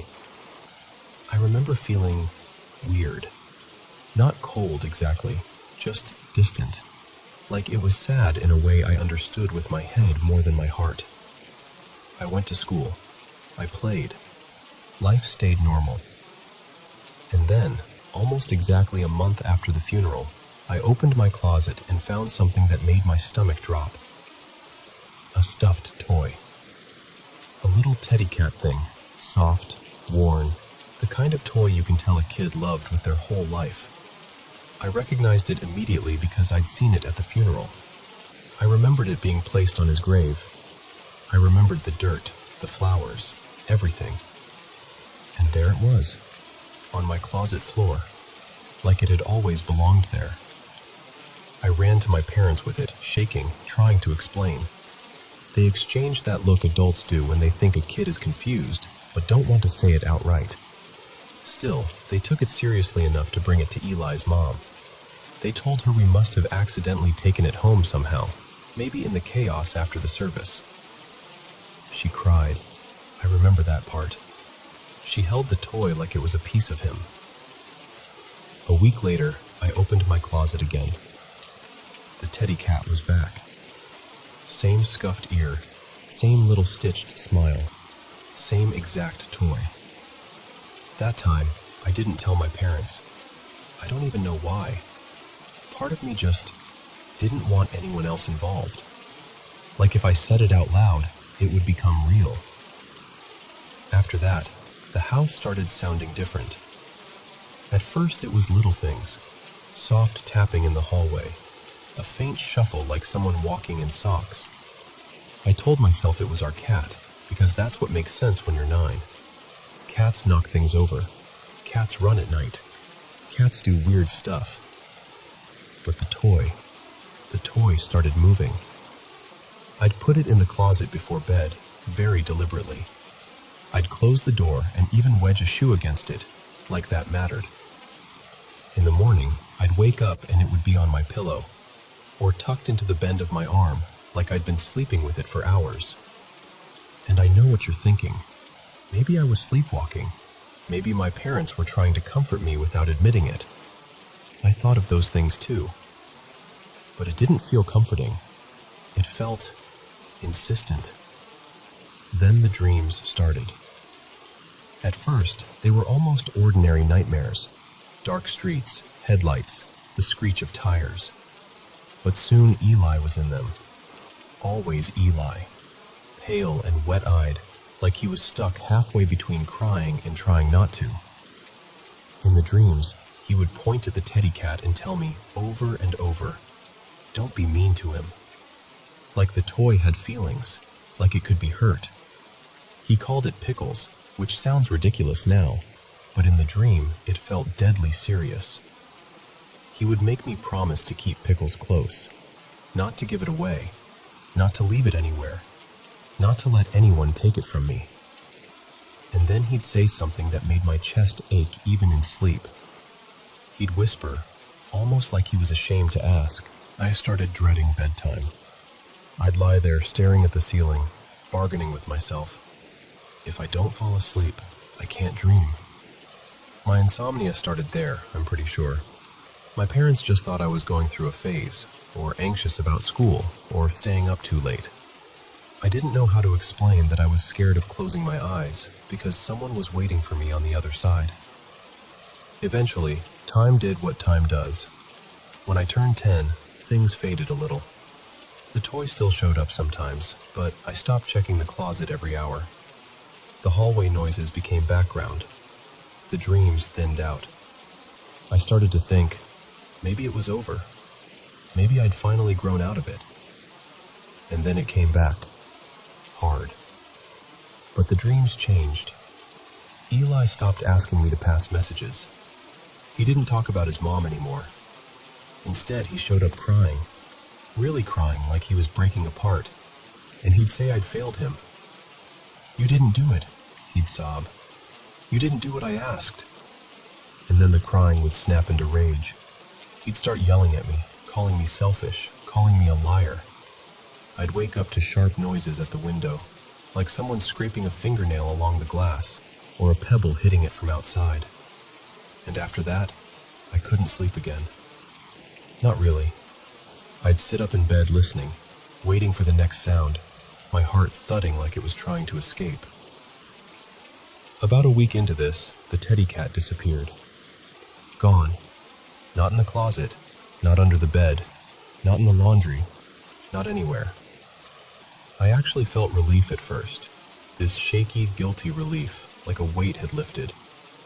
That same day, in the afternoon, I got hit with this sudden, heavy sleepiness. It wasn't normal tired. It was like someone pressed a button in my body and I just collapsed into bed. And I dreamed. In the dream, I was running down our street, and behind me I could hear a bike chain rattling, tires skidding, someone breathing too hard. I looked back and it was Eli, chasing me, his face twisted, furious and hurt at the same time. He was shouting, "You're a bad friend. You should have died instead of me." Not could've, not maybe. He said it like it was a fact, like it was a correction the universe was supposed to make. I jolted awake, crying, and my parents tried to calm me down the way parents do, stroking my hair, saying it was just a dream, saying it would pass. But it didn't. Even now, years later, I still catch things out of the corner of my eye. A shadow shaped like a kid on a bike. A figure standing too close to the curb. Sometimes I'll turn my head and there's nothing there, but my body reacts like it saw something real. And here's the part that makes me feel stupid saying it out loud. Since all of that started, I've almost been hit by a car more times than I can count. Not once or twice, more like a dozen. Enough that it stopped feeling like coincidence and started feeling like, I don't know, like being followed by bad luck. Like the street is always just a little too hungry for me. I don't know what happened. I don't know why that toy kept coming back, or why the dreams felt so specific, so personal. Like, Happy New Year to all our amazing Paranormal M viewers. Can you believe it's already 2026? Wishing you a year where all your hopes and dreams come true. Thank you so much for all the love and support. You truly mean the world to us. Don't forget to subscribe and turn on notifications so you won't miss any new videos. Alright, let's kick off the new year and dive into our next mysterious adventure together. So, this happened a long time ago, back when I was about 15, maybe 16. I can still feel the heat of that summer in my memory, like the air itself was sticky. Me and my buddy, his name was Rico back then, used to roam the neighborhood pushing this beat-up mower like we owned the place. We'd knock on doors, offer to cut lawns for cash, and honestly, It worked. Most kids were begging their parents for movie money. We were out there hustling for it. I used to go solo at first, but after a couple situations that made my stomach turn, getting chased off once, and another time a guy trying way too hard to get me to step inside his house, I decided I wasn't doing that alone anymore. Rico was about a year older than me, a little bigger, louder voice, the kind of presence that makes people behave. Plus, I'd split the money with him if he helped. Fair deal. We usually charged $10 for a full yard, front and back, and if you hit even 2 or 3 houses, you felt rich. That meant weekends were covered. Arcade tokens, cheap burgers, maybe a matinee if we were lucky. It wasn't glamorous, but it was freedom. Finding yards wasn't always easy, though. We got strategic. We'd look for older folks first, usually the safest, and honestly the kindest. You could spot them by the way the house looked cared for, or the car out front, like an old Buick with a handicap tag hanging from the mirror. And the older people? They'd tip. Or they'd hand you a cold drink like you'd just survived a war. Sometimes they'd send you home with a cookie wrapped in a napkin, and a story about back in my day, when somehow every hill was steeper and every winter storm hit hardest on school mornings. You know how it goes. Anyway, one afternoon, midsummer, late June or early July, we're walking and we see this house. And I mean, this house. The grass wasn't just tall, it was wild, like it had swallowed the yard whole. The bushes were crawling up the porch like they were trying to get inside. The whole place had this abandoned vibe. Quiet in a way that didn't feel peaceful, more like the kind of quiet that makes your skin listen. Rico slowed down and goes, "Man, I don't know." And I'm acting tough, of course. I'm like, "That yard is a gold mine." I flash him 3 fingers and whisper, 30, like I'm negotiating with the universe. He hesitates, but he goes up anyway. I'm hanging back, leaning on the mower handle, trying to look casual. Then Rico freezes on the walkway. I'm about to laugh at him, until I see why. There's an old man sitting on the porch, tucked into the shadows like he'd been there the whole time. We didn't even notice him at first because of how overgrown everything was. Rico turns and comes back fast, eyes wide, and he whispers, "He's just sitting there. He won't say anything." And I'm annoyed, because I'm 15 and I think I know everything. I tell him, "Dude, you have to speak up. Some old folks can't hear." So I go up there with him, all swagger, like I'm about to teach a masterclass in door-to-door lawn sales. Up close, the man looks rough. Not mean, just worn down.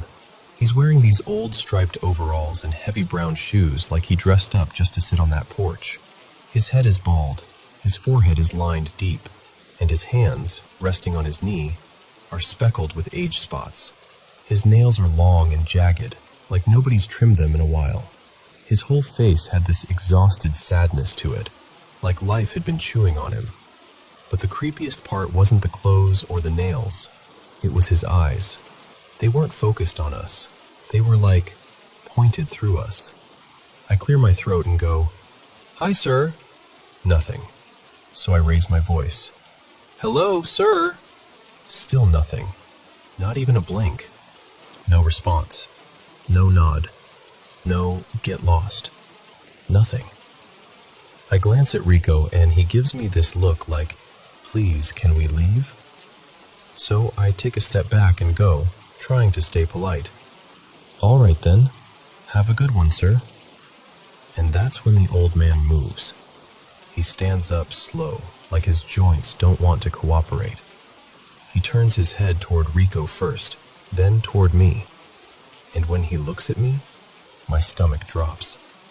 Because now I can see his eyes clearly, and they're this pale, cloudy, milky white, like glass that's been left out in the sun too long. He doesn't say a word. He just turns, walks into the house, and shuts the door behind him. Rico leans in and whispers, "What do we do?" And I, because I'm still clinging to confidence like it's a life vest, I say, "We wait. He's probably getting money." So we wait there by the mower, trying to act normal. But it's not normal. Rico keeps talking about the eyes, and I keep pretending it's fine. Like, yeah, people get cataracts, it happens. But even as I'm saying it, I don't believe myself. We start doing the math, how we'd split the 30, whether we should have asked for more. And then, pow! A sound like a gunshot cracks through the air. We don't think, we don't talk, we just bolt. We take off so fast we leave the mower sitting right there. Gas can, oil bottle, everything, like it never belonged to us. We don't stop running until we're around the corner, out of sight, hearts pounding so hard it hurts. And when we finally catch our breath, Rico goes, "How are we supposed to get the mower back without dying?" So we do the only thing we can think of. We knock on a neighbor's door.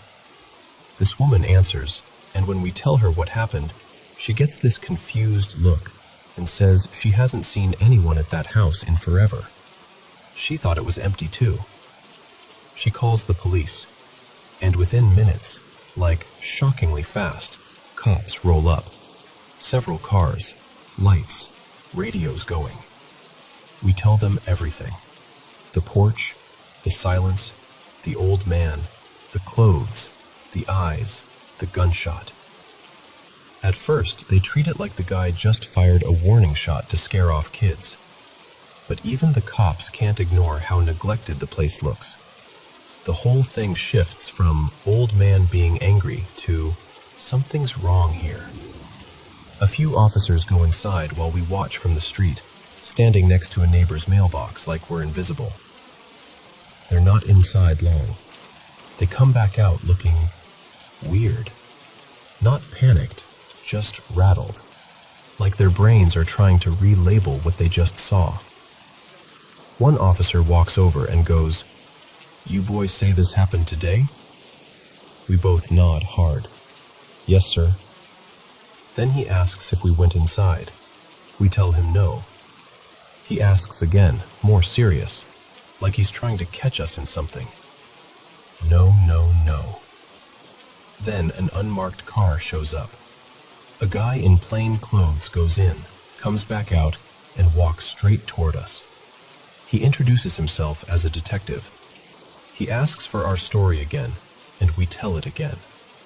He asks what the man was wearing again, and we tell him again. Then he says something I'll never forget. He goes, "I'm not going to arrest you if you went into that house. I just need the truth." And we're like, "We didn't." And he pauses, looks at us, and says, real quiet, "What you're telling me and what's inside doesn't match." My throat went dry. He says there is a man inside wearing the exact outfit we described, but the man had been dead for a long time. Months. Me and Rico just stared at him, like our brains had stopped taking in information. I remember thinking, that's impossible. He stood up. He looked at me. He walked inside. We eventually got permission to grab our mower and leave. They didn't want us lingering. Honestly, neither did we.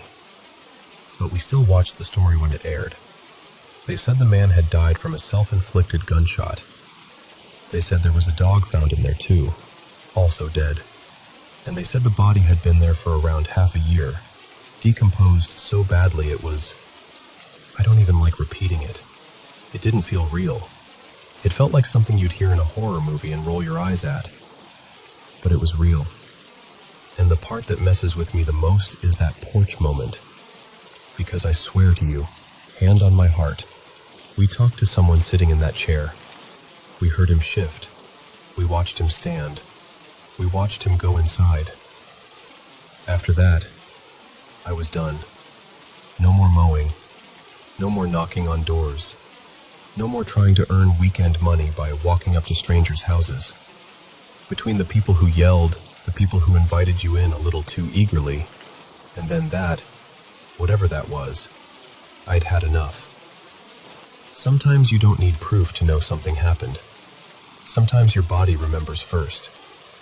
And even now, All these years later, when I smell freshly cut grass in the heat of summer, part of me still thinks about that yard, and that porch, and the man who didn't answer until it was way too late.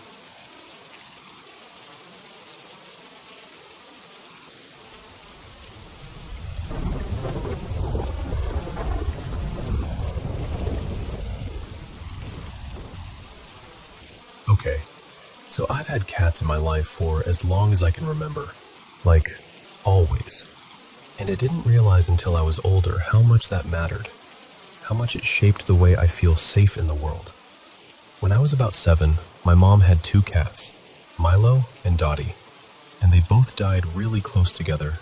I remember being sad, mostly because she was sad, but I didn't really understand what death meant yet. I just knew something important had gone missing from our house, and nobody could bring it back. Around that time, my brothers, Evan and Cole, were absolute chaos. Just little tornadoes in sneakers. And I was the tag-along, the one trying to prove I could keep up, even when I was terrified.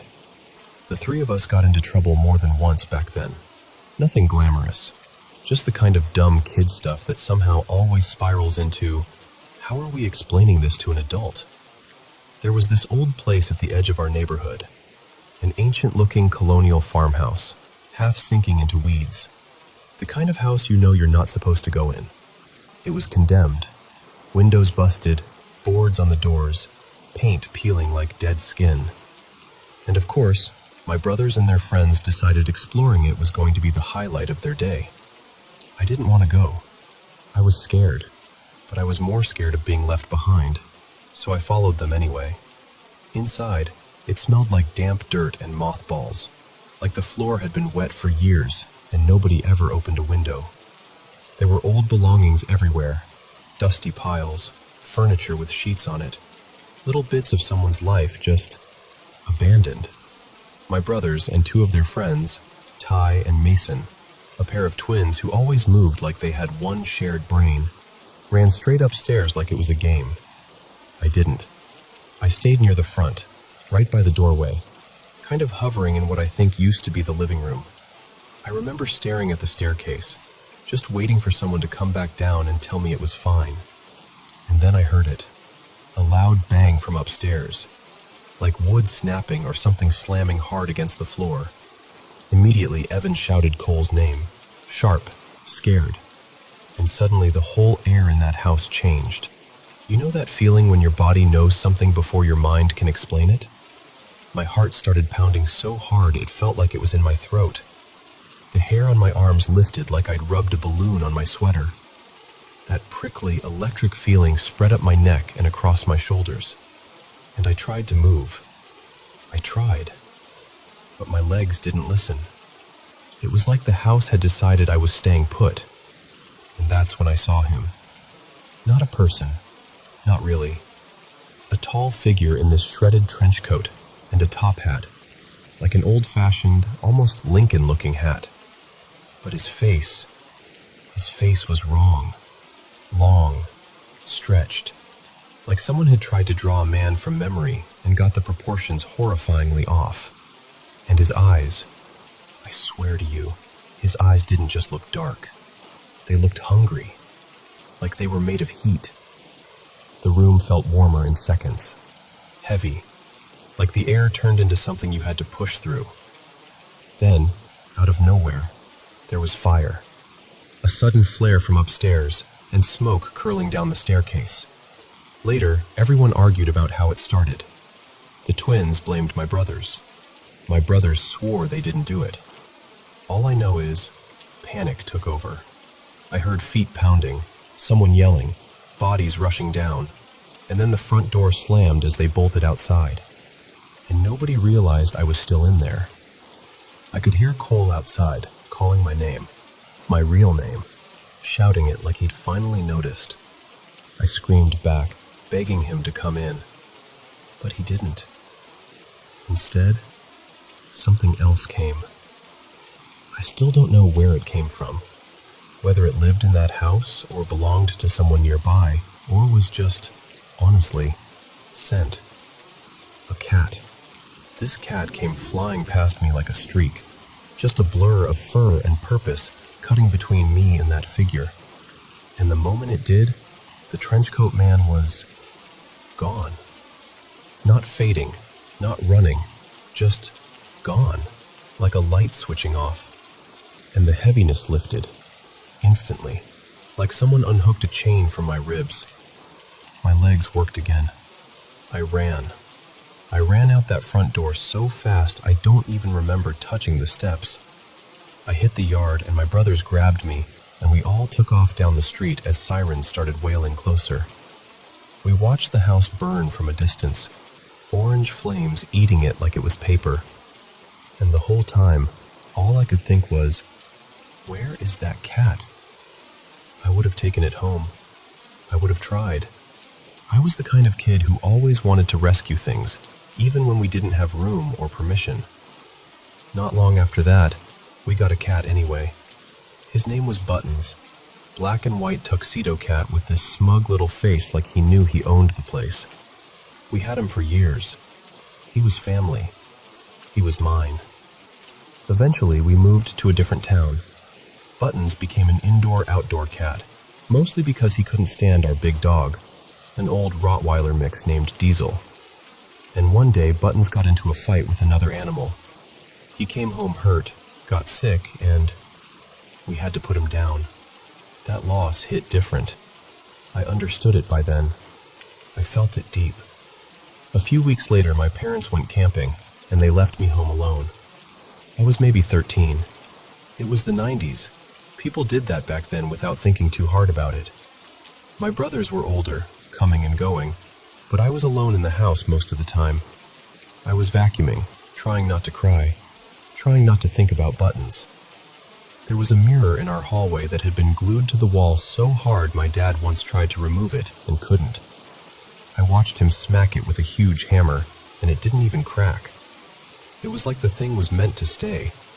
So I'm vacuuming, I glance up, and my reflection startles me. Just that quick jump you get when you catch movement unexpectedly.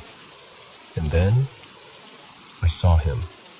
Not in the mirror, in the reflection of the front bay window, inside the mirror. That trench coat shape, that top hat, standing where he absolutely could not be. My whole body went cold and hot at the same time. That same heavy pressure dropped onto me, that same sense of heat and wrongness. I whipped around to look at the actual window, and Diesel, the dog, started growling. Low and mean, like he could see what I couldn't. And right then, my brother Evan pulled into the driveway. His headlights hit the front window, and the light warped the reflection.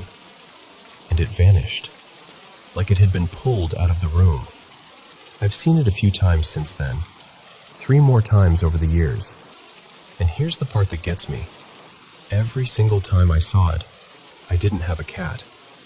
But when there's been a cat in my home, when I've had that warm little body curled up somewhere, watching, listening, present, I don't see it. I don't feel it. The house feels guarded. I know some cultures believe cats are protectors, like they stand at the edge of the spirit world. Like they notice what we miss, and they'll step between you and something that wants to get too close. And look, maybe it is trauma. Maybe it's something in me that got wired wrong in that burning house when I was little. But it happened to me. I felt it. I saw it. I lived it. And I've adopted 6 cats over the last couple decades. I'll keep doing it. I'll never not have a cat. Because whether it's spiritual or psychological, whether it's protection or comfort, I'm not taking that chance. Not again.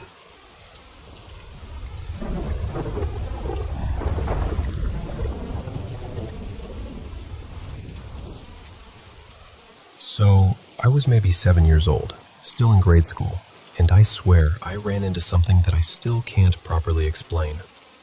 Back then, I'd get home around 3-ish, and for about 40 minutes, I had the house completely to myself.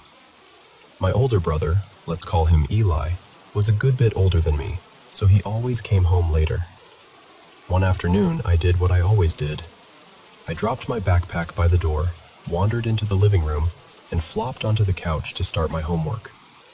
And right there, between the living room and the kitchen, we had this ancient wall phone. Like one of those beige, why do we still have this phones? It worked though. Somehow it always worked. I didn't have a phone of my own, obviously, and my mom had this thing where she'd hide the TV remote until chores and homework were checked. So the house was just quiet. Not cozy quiet. That thick, empty quiet where you can hear your own breathing. I'm in the middle of a math worksheet when the phone suddenly rings, and I mean it exploded into the silence. I jumped so hard my pencil flew off my lap. I remember staring at it like it had done something wrong. But I also didn't want it to keep ringing, because that felt worse somehow, like the whole house was announcing that I was alone. The phone was up high, so I dragged one of the kitchen chairs over, climbed up, and picked it up with my heart hammering like I was doing something illegal. "Hello?" I said. Nothing. Just blank. I tried again. "Hello? Hi?" Still nothing. No breathing, no static, nothing that felt human on the other end. Just this dead, empty line. After a few seconds I hung up, and I stood there on the chair for a moment like, okay, weird. Then I climbed down and went back to my homework. And honestly, for maybe a minute, I convinced myself it was just a wrong number or some glitch. Then I heard a sound. At first it was so faint I thought maybe it was outside, like wind against the house or a branch scraping something. But it wasn't steady like wind. It was irregular, like something trying to be quiet. I stopped writing and just listened. And after a few seconds, I realized it was coming from the kitchen. I didn't get up. I didn't even shift on the couch. I just sat there staring forward, like if I stayed perfectly still, whatever it was wouldn't know I was there. Then it changed. This is the part that still makes my stomach tighten. It became this soft, wet, whispering sound, like someone murmuring through their teeth. And then this other noise layered over it, like someone pushing air through their mouth in little bursts. The closest thing I can compare it to is that gross sound kids make when they blow spit through a straw. Except slower, closer, like it was right there in the kitchen with me. I remember my whole body going cold. I didn't feel brave. I didn't feel curious. I felt small, like the house had suddenly gotten bigger, and I was the only living thing inside it. And I started doing this thing kids do when they're terrified. I got loud. I started crying, and then I started yelling, half sobs, half angry shouts, like volume could protect me. Like if I sounded big enough, whatever was in the kitchen would back off. It felt like it went on forever, but it probably wasn't. It was probably a minute, maybe two. And then, thank God, I heard the front door open. My brother Eli walked in, and I basically collapsed into relief the second I saw him. He took one look at my face and was like, "What happened?" And I spilled it out. The phone ringing, the silent line, the sounds afterward, the whispering, the weird, airy blowing noise from the kitchen. He listened, then shrugged like it was nothing and said, "You're just freaking yourself out. So when people say, 'Oh, your imagination,' it's like, okay, but imagination needs ingredients, and I didn't have any. All I had was a silent house, an old wall phone that rang when it shouldn't have, and sounds from the kitchen that felt way too real to be made up. And I know this sounds dramatic, but I'll tell you the truth. I've never forgotten it. Not once. Even now, all these years later, I still don't know what made those noises. I just know what I heard, and how alone I felt hearing it.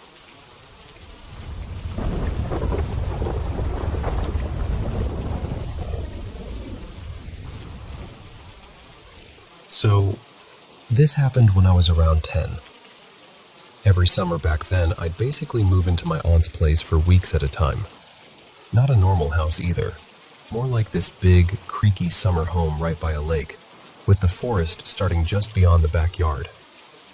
The kind of place that smells like pine needles and old wood, and at night, it gets so dark it feels like the trees are leaning in closer. The day before this happened, I'd been going non-stop, running outside all day, swimming until my skin felt wrinkly, just completely burning through every ounce of energy I had. I crashed early, like embarrassingly early, and then I woke up in the middle of the night. It was around 4:07 in the morning, give or take. I remember because the glow of the clock felt weirdly bright in that dark room. My mouth was so dry, like I'd swallowed a handful of sand. I sat up and started feeling around for water. Maybe a bottle, maybe a cup, anything. Nothing. So I finally sighed and got out of bed, shuffling into the hallway. I flicked the light on, and right away my aunt's dog, his name was Jasper, came padding out like, "Oh, you're up? Cool, I'm up too." He was this sweet, sturdy dog, not scary at all, but he took his job seriously when it came to noises at night. I scratched his ears for a second, and then I started toward the stairs. Jasper followed right beside me, nails clicking on the floor. Okay, so picture the downstairs layout with me. The staircase led out into this main room. Off to the left, there was this long corridor, storage closet on one side, bathroom on the other, and the front door all the way at the far end. And off to the other side, kind of open and wide, was the kitchen, like the house was holding its breath in there. It was still really dark, but the sky had just enough faint gray in it that you could see shapes. I'm about halfway down the stairs when Jasper stops. Not fully stops, more like his whole body goes stiff. Then he starts growling, low and steady, aimed straight toward that corridor on the left. At first, I didn't even react. I was half asleep and thirsty, and I figured maybe he heard a mouse or something. But the growling got stronger, more serious. That deep, warning kind. So I turned my head. And I swear to you, there was someone standing there. But someone doesn't really describe it right. It was shaped like a person. Head, shoulders, arms, everything. But it was completely black. Not like wearing dark clothes black, like the absence of light. No face, no details, just this solid human outline where a human shouldn't have been.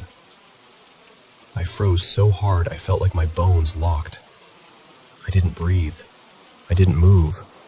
I didn't even blink on purpose because I was afraid I'd look away and it would suddenly be closer. Jasper kept growling. He didn't move toward it. He just stood his ground like he was warning it, and maybe warning me too. The shape stood there for what felt like forever, but it was probably 5 seconds. And then, it lifted its arm. I honestly can't tell you if it pointed at me or waved. It was such a surreal little motion, calm, almost casual, which somehow made it worse. Like it wasn't startled that I saw it, like it expected to be seen. Then it turned, slowly, toward the storage closet, and it went inside. Just like that. The second it disappeared, my body finally remembered how to work. I bolted back up the stairs so fast I almost slipped. Jasper came with me, still tense, still keyed up, so I just stood there, arguing with myself, trying to be brave. And then I had the dumbest, bravest idea. I'm going to check the storage room. I started back down, but this time I turned on every light I passed. Every single one. Like I could build a little shield out of brightness. Jasper stayed so close he was practically glued to my leg. When I got to the corridor, I moved slowly, swallowing hard, and I opened the storage door. Nothing. Just the smell of old cleaning supplies, some stacked boxes, random stuff. No person, no shape, no anything. I slammed the door and ran back upstairs again, heart banging so hard it hurt. That's when I finally woke my mom. I told her everything in this rushed, trembling mess. How Jasper growled, how it stood there, how it lifted its arm, how it went into the storage room. My mom listened, but her face had that expression adults get when they're trying to be kind, but they don't really believe you. Later, she mentioned it to my aunt, and it was exactly what you'd expect. "Oh, you were dreaming. It was a shadow. Kids imagine things. All that." And honestly, even now, part of me understands why they said that. But here's the thing that keeps me from brushing it off completely. Years later, like years, my older brother told me something. He'd been there that same summer too, but he was sleeping in a separate little guest cabin on the property, so he didn't know anything about what happened to me that night. That morning, after everyone was up and moving around, he went into the main house kitchen to grab breakfast. He told me he was sitting there eating cereal when he suddenly felt this presence next to him, this heavy, ugly feeling. And the only word he could think of was evil. Not scary, not creepy, just wrong. Then, out of nowhere, his vision went completely black. Not blurry, not dim, just pitch black, like someone flipped a switch behind his eyes. He said it lasted about 5 seconds, and then his sight came back like nothing happened. The horrible feeling vanished too. He was freaked out enough that he went to doctors afterward, just to be sure he wasn't having some kind of neurological issue. And they found nothing. Completely normal. So yeah, I still don't know what I saw on those stairs. I still don't know what happened to my brother in that kitchen. I'm not someone who goes around insisting everything is paranormal. I'm honestly kind of skeptical by nature.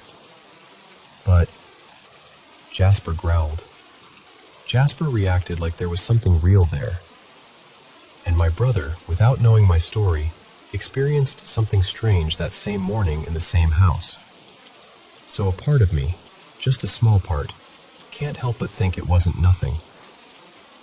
And every time I picture that hallway, I still remember how that shape lifted its arm, like it was acknowledging me, like it was saying, "Yeah, you saw me."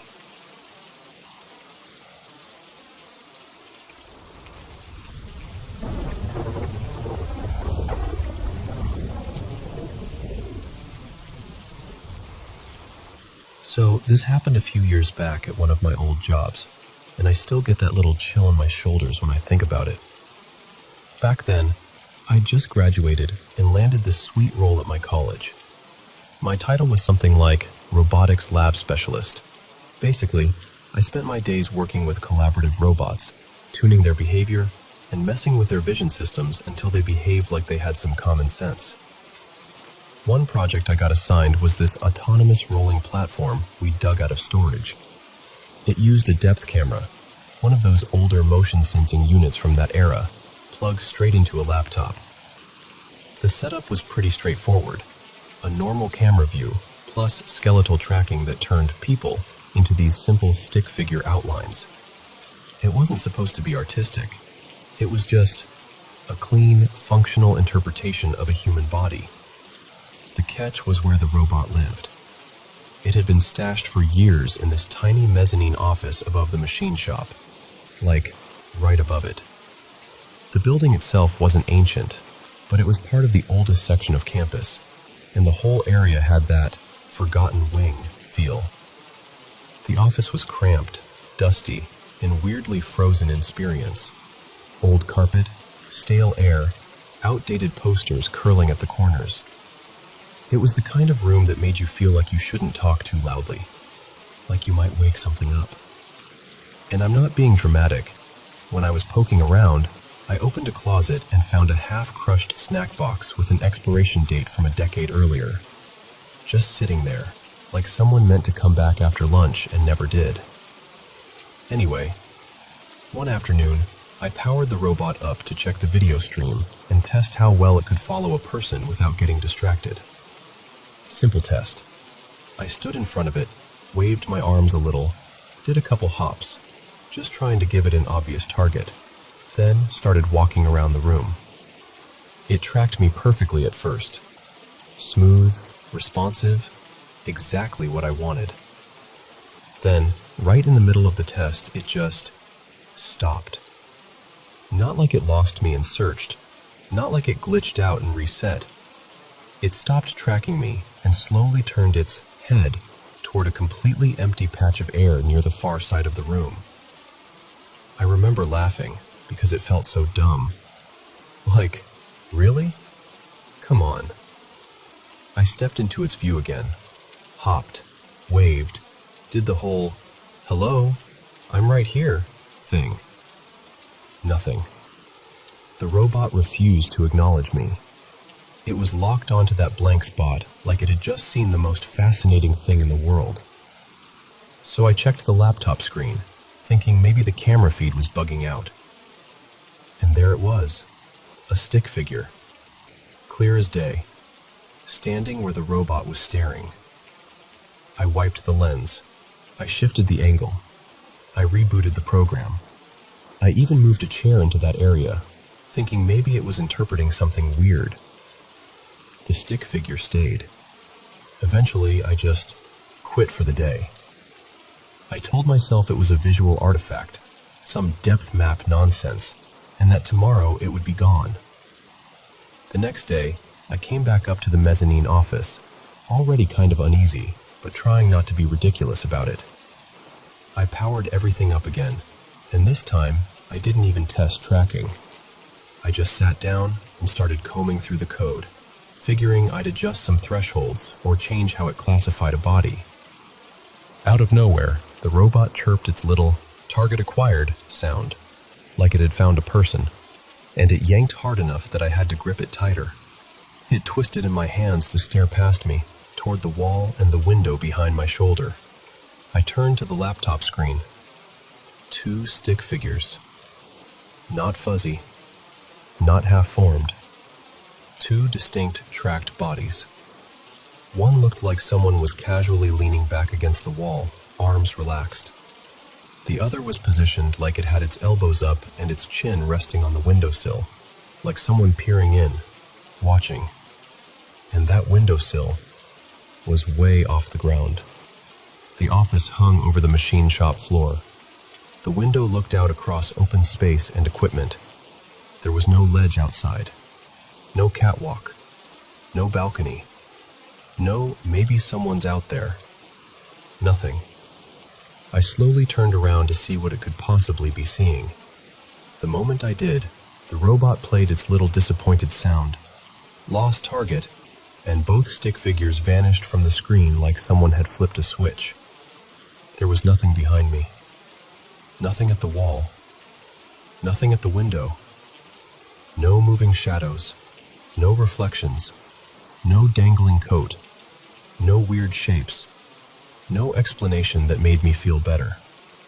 I just stood there for a second, completely still, listening to the hum of the building and the faint, distant sounds from the shop below, trying to convince myself I hadn't just seen what I'd seen.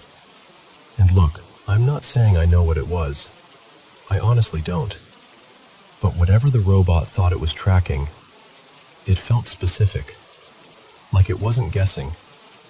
Like it was recognizing something that matched human too well to ignore. After that, I stopped going into that room alone. Full stop. I'd wait until someone else was free, or I'd bring a friend up with me under the excuse of, "Hey, can you spot me while I test this?" I never saw the stick figures again quite as clearly as that second time, but I never forgot how the room felt. And I definitely never forgot the way that robot acted like it wasn't empty up there. Like I just couldn't see what it could.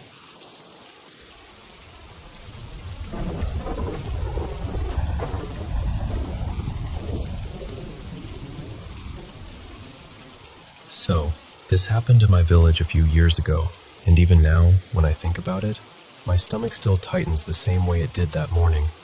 I had to leave early for a trip. One of those days where you don't even feel fully awake. You're just moving on autopilot. So I set an alarm for 4:15 a.m. The house was quiet, the air was cold, and the whole world outside felt like it was holding its breath. I went to the wash area and started brushing my teeth, half asleep, staring at nothing in particular, when I heard it. Dogs. Not barking, howling. Long, stretched-out howls coming from far away, like they were echoing off empty fields. Where I'm from, people have this old belief. When dogs howl like that, it means one of two things. Either the spirit of death is moving through the village, or someone nearby is about to die. And the scary part is, sometimes people say it because they've seen it match up before.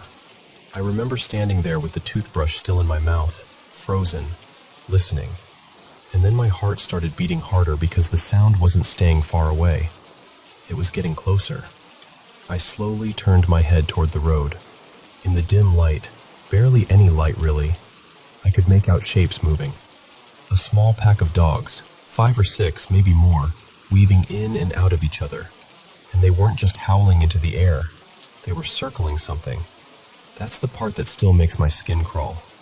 Because the dogs were clearly following something in the middle, but I couldn't see what it was. It wasn't like there was a person walking calmly, or a cart, or anything obvious. Just movement, a presence, and the dogs kept looping around it, howling like their throats were going to split open. As it came nearer, my thoughts got darker fast. I remember thinking, someone is dying. Somebody is about to die. And without even realizing it, I started shrinking back, trying to hide behind the doorway. Like if whatever it was couldn't see me, it would just pass by. The howls were so loud up close it felt unreal, like someone had turned the volume of the entire night to maximum. And it was still dark. The kind of dark where everything looks like a shadow pretending to be something else. It reached right near my house, and I forced myself, just for a second, to look more carefully. I saw the dogs clearly. I saw them circling. I saw there was space in the middle where something should have been. But the thing itself, I couldn't make it out. My eyes couldn't hold it properly, like my brain refused to draw a clear picture. It moved past my house and continued down the road. Then it slowed and stopped right in front of a nearby home. Arjun's house, the boy who lived a short walk away. That moment felt like a scene from a horror film, except it was real, and it was happening in my own street. And then, it turned around. It came back in my direction. I don't care how brave anyone thinks they are. When something like that turns back toward you in the dark with a pack of dogs screaming around it, your body decides for you. I ran. Not a dramatic run, not a heroic run, just pure panic. I rushed back inside and shut myself in my room like a child, breathing hard, listening. After a while, the sounds began to drift away again, fading down the road the same way they came. I went to the window and watched, but I couldn't see anything except darkness and the occasional flicker of movement from the dogs. When it finally went silent, I stayed inside, and I didn't leave. I actually canceled my trip. I told myself I was tired, or it could wait, but honestly, I just didn't want to step outside again. She said, "Arjun is gone."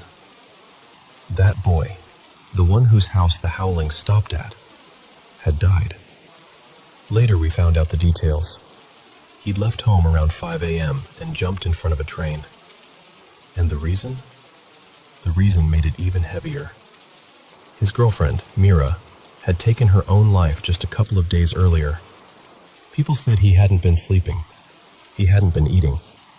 He'd been walking around like his soul wasn't fully inside him anymore. After that, I couldn't stop replaying the howling in my mind. Because what were the dogs following? At first, I'll be honest, I leaned into the old village belief. I kept thinking, that was death moving through the road. That was something spiritual. And when I told people, some of them laughed and called it superstition. Some rolled their eyes like I was being dramatic. But I kept thinking, I was there. I heard it. I saw it. How do you laugh at something someone actually witnessed? And later, much later, I started reading, trying to find an explanation that wasn't just fear. Here's the most believable thing I found, and it actually stayed with me. When a person is in extreme distress, deep grief, panic, unbearable emotional pain, the body can change in ways we don't always understand. Stress hormones spike, scent and sweat chemistry shifts, breathing changes, the whole system goes into crisis. And animals, especially dogs, pick up tiny signals that we can't. They notice what our human senses ignore. So maybe what the dogs were doing wasn't supernatural at all. Maybe they were sensing a trail of anguish. Something in his body, in his scent, in the air around him. Something that said, this person is not okay. And they followed it. That's the part I hold on to now, because it turns the story into something that matters. If you ever hear dogs howling like that near your home, like they're tracking something, like they're restless and searching, please don't just brush it off. Don't just say, oh, it's nothing, and go back to sleep. Maybe somewhere close by, someone is hurting so badly they can't see any way out. And if you find them, if you check on them, speak to them, sit with them, even for a moment, maybe you'll do what nobody did for Arjun. Maybe you'll pull them back from the edge.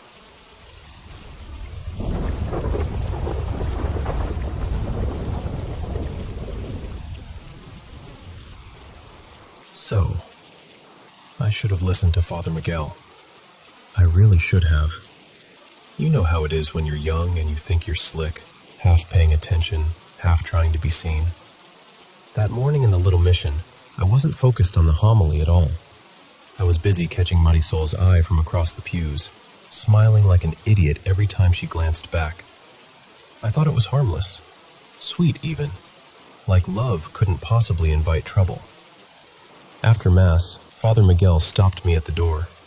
His hand was warm when he shook mine, and he looked at me the way men like him do, like they can see every dumb thought you've ever had.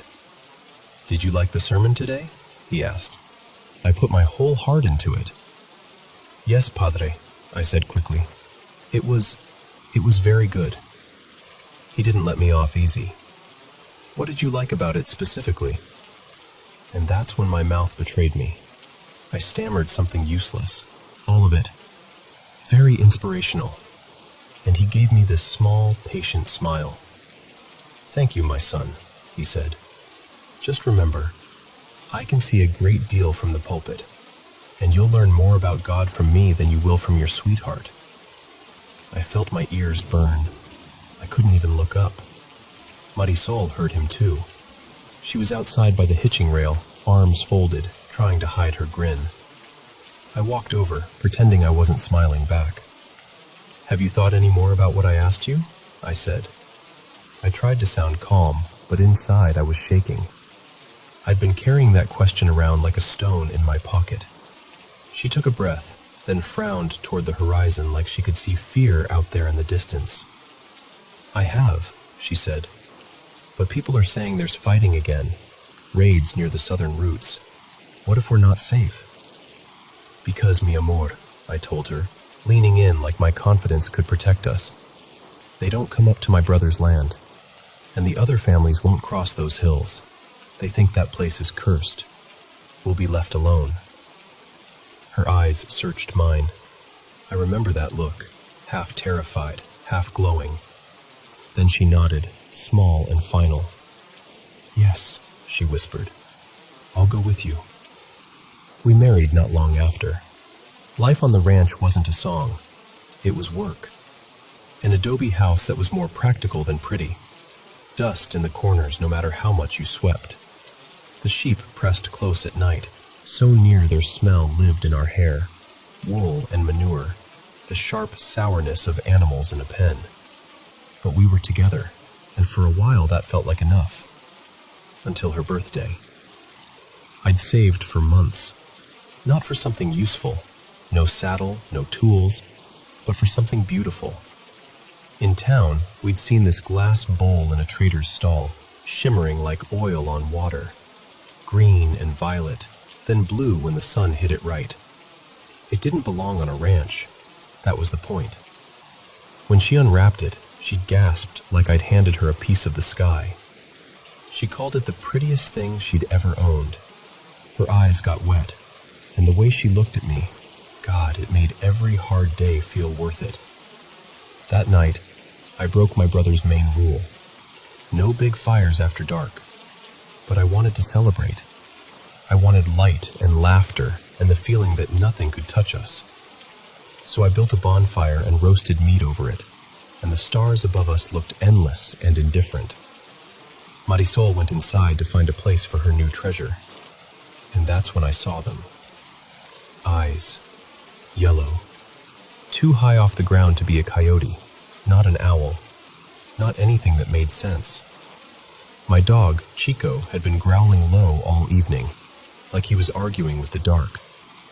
Now he backed away, tail tucked, whining like he didn't recognize the world anymore. I didn't want to leave the sheep, didn't want to look away. So I did the stupidest thing a man can do when he's scared and proud. I threw a stick at the eyes, closer. And there was a smell, suddenly, like the day after butchering, like blood that's had time to sour. Marisol came back outside, smiling, holding the bowl like it was a baby. I found a good place for it. Go inside, I cut in. Too sharp, too fast. Get my gun. She didn't argue. She just moved, quick and quiet, and came back with my musket. The eyes were closer now, a shape behind them. Not a bear, not anything I could name. My heart was punching my ribs so hard I thought it might crack. And then it spoke. Not in some animal sound, not a howl. It spoke like a man. Why weren't you paying attention in church, Tomas? Father Miguel's voice, clear as if he were standing beside me. Marisol screamed, this sudden, raw sound that yanked the air out of my lungs. Her whole body jerked back like the voice had touched her. You should have listened, the thing said again. Still Father Miguel, calm, near. We need to go in, Marisol whispered. She was trembling, teeth clicking.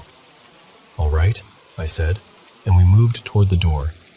But something inside me snapped. Anger, maybe. Humiliation. Like I'd been caught misbehaving by the world itself. I didn't ask for this. I didn't deserve this. I raised the musket and fired. The shot tore through the night. The flash lit the yard for a heartbeat, and the eyes vanished. I dragged Marisol inside and slammed the door hard enough the frame shook. For a moment I stood there listening, praying, willing it to be over. Then the sheep started screaming. Not bleating, screaming. By morning, every one of them was dead, torn apart like they were made of paper. The pen looked like a storm had ripped through it. And Marisol was burning up. Fever so fierce her skin looked gray, slick with sweat. She couldn't stop shivering even though she was hot to the touch.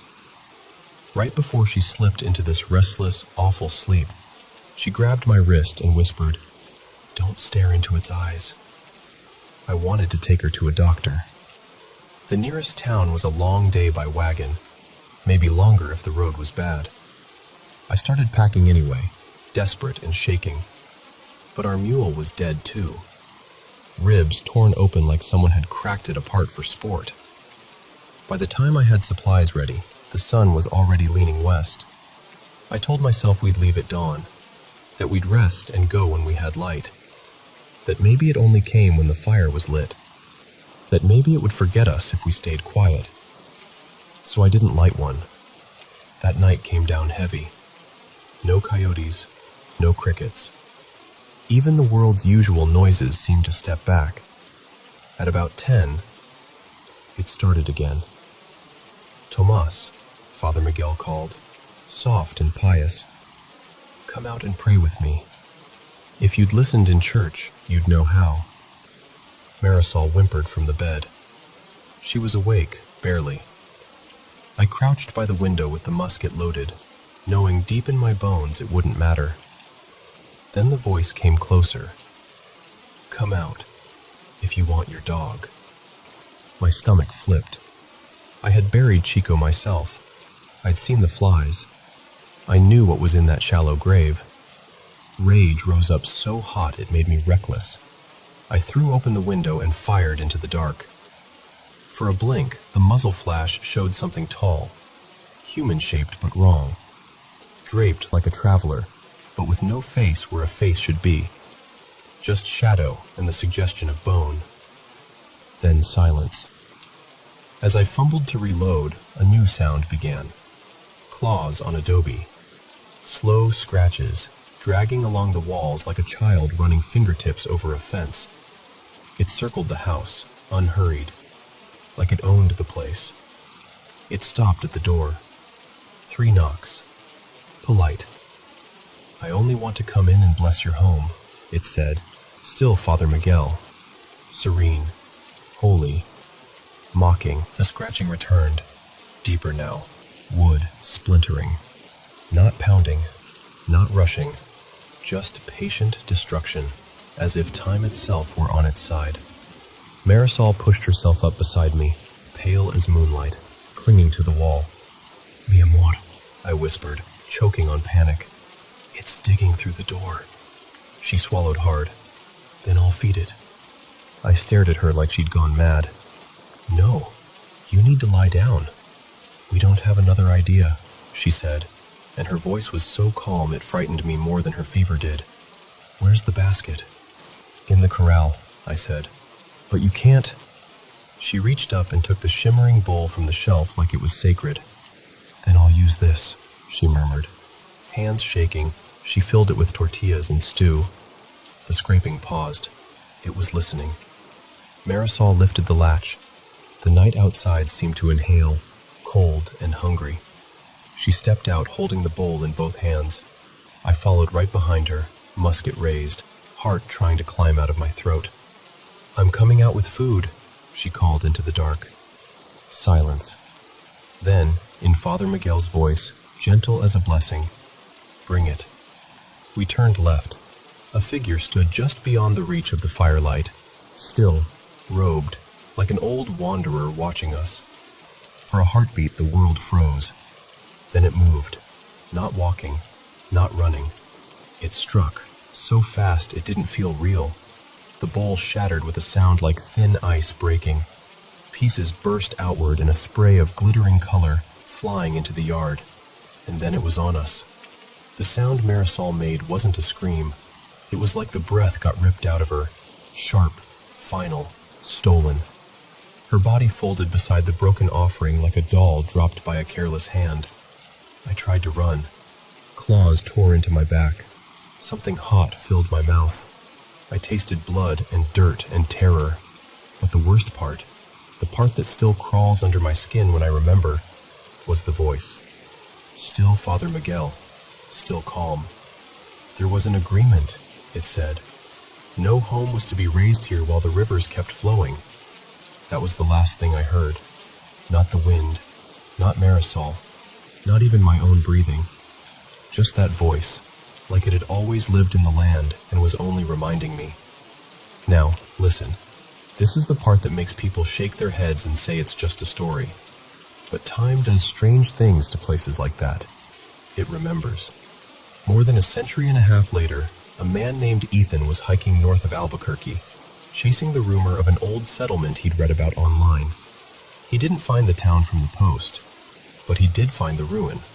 Adobe slumped into the earth like it was melting back into the ground, and scattered in the dirt near the threshold, half buried like teeth, little pieces of glass, green, violet, blue, still shimmering when the sun hit them. On the doorframe, deep parallel gouges, too deep, too clean, like something had carved them with intention. Ethan stood there a long time, not moving. He later told people the air felt wrong, like the place was holding its breath. He backed away. He didn't go inside. He didn't touch the glass. and when the wind shifted and turned cold, he told himself it was just the river he'd crossed earlier, still in his bones. Then he turned around and walked away, and he didn't look back, not once.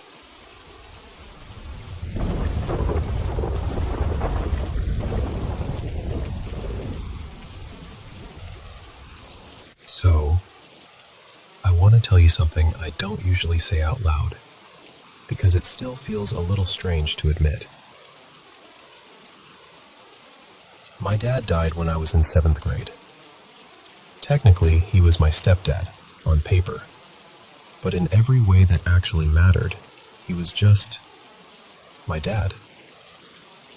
The one who showed up, the one who stayed, the one who taught me how to laugh at dumb things and how to stand up for myself without turning mean. And here's the part that makes all of this complicated. I've never been the kind of person who's automatically sure about the afterlife. If anything, as I got older, I got more skeptical. I've lost other people in my family, people I adored, and I don't feel them around. No signs, no chills, no presence. Nothing. So for a long time, I figured, that's just how it is. People die and we miss them, and our brains look for patterns because grief is unbearable. But then there's my dad. And I don't really know why. Why him? Why me? Why it shows up the way it does. But I've come to accept that sometimes it does. There are a bunch of moments I could tell you about, honestly, but I'll just give you a few. The ones that still sit in my chest like a weight and a comfort at the same time. The most recent one happened this year. I'd been waiting on a diagnosis for almost 5 years. 5 years of tests that went nowhere, appointments where I left feeling smaller than when I walked in, and this constant background noise of, maybe it's nothing, or maybe it's everything. It started with me getting sick right around the anniversary of my dad's death. Not on the exact day, but close enough that I noticed. Like the calendar was tapping me on the shoulder. I remember thinking, that's weird, and then immediately telling myself, it's a coincidence.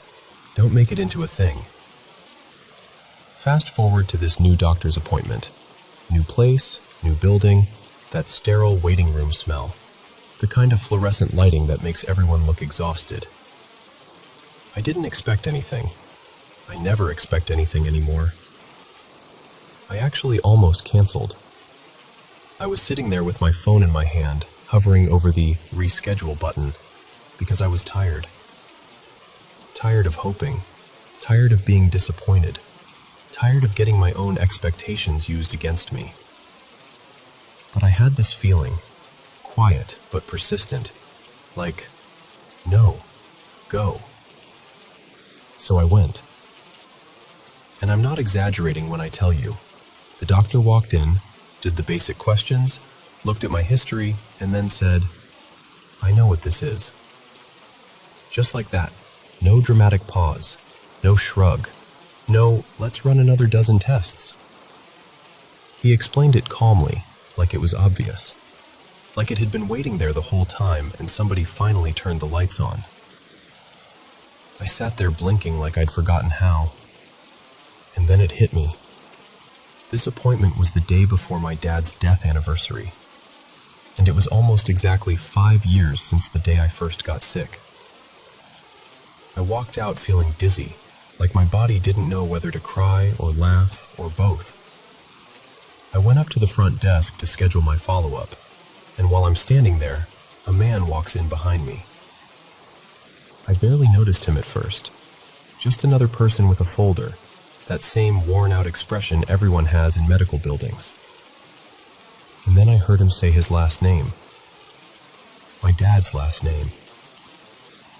Not a super common one, not something you hear every day. My stomach dropped, and I turned so fast I probably looked rude. It was my dad's brother, my Uncle Ray. I know how it sounds. Believe me, I do. I stood there telling myself, okay, sure, coincidences happen. but it felt like too many layers stacking up perfectly to be nothing. Like someone had reached across time and said, "You're not doing this alone." And it didn't feel spooky. It didn't feel like a horror movie. It felt personal, familiar, like the kind of nudge my dad would have given me when I was about to back out of something important. Now, dreams are another thing. I don't dream about him often.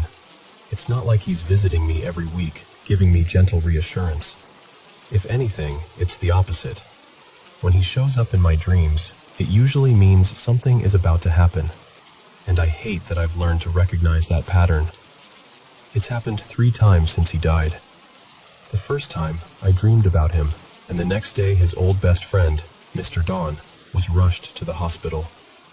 Everyone kept saying he was going to be okay. You know how people do that, like optimism is a life raft? But I couldn't buy it. I was crying before anyone even admitted it was serious. I felt it in my bones. Mr. Don passed away the following day. The second dream was years later. In it, my dad didn't even say much. He was just there, watching, and I woke up with my heart pounding like it was trying to warn me. That morning, I got a call that someone I loved had been in a bad car accident. The kind where your knees go weak and you can't hear properly for a second because your brain is trying to protect you from the words. And then the third dream. That one was different. That one happened when I was sick, really sick. The kind of sick where you start doing the math in your head, where you're awake at 3 a.m. thinking, if something happens to me, what happens to my kids? In the dream, everything was clearer than usual, like the air had depth to it.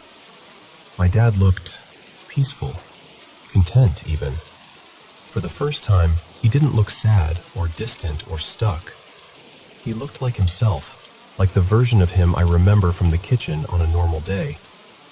And there were other people there, people I didn't recognize, but he seemed to, like he wasn't alone where he was. I ran to him, of course, because that's what you do in a dream when you love someone and you don't get a second chance in real life. And he stopped me.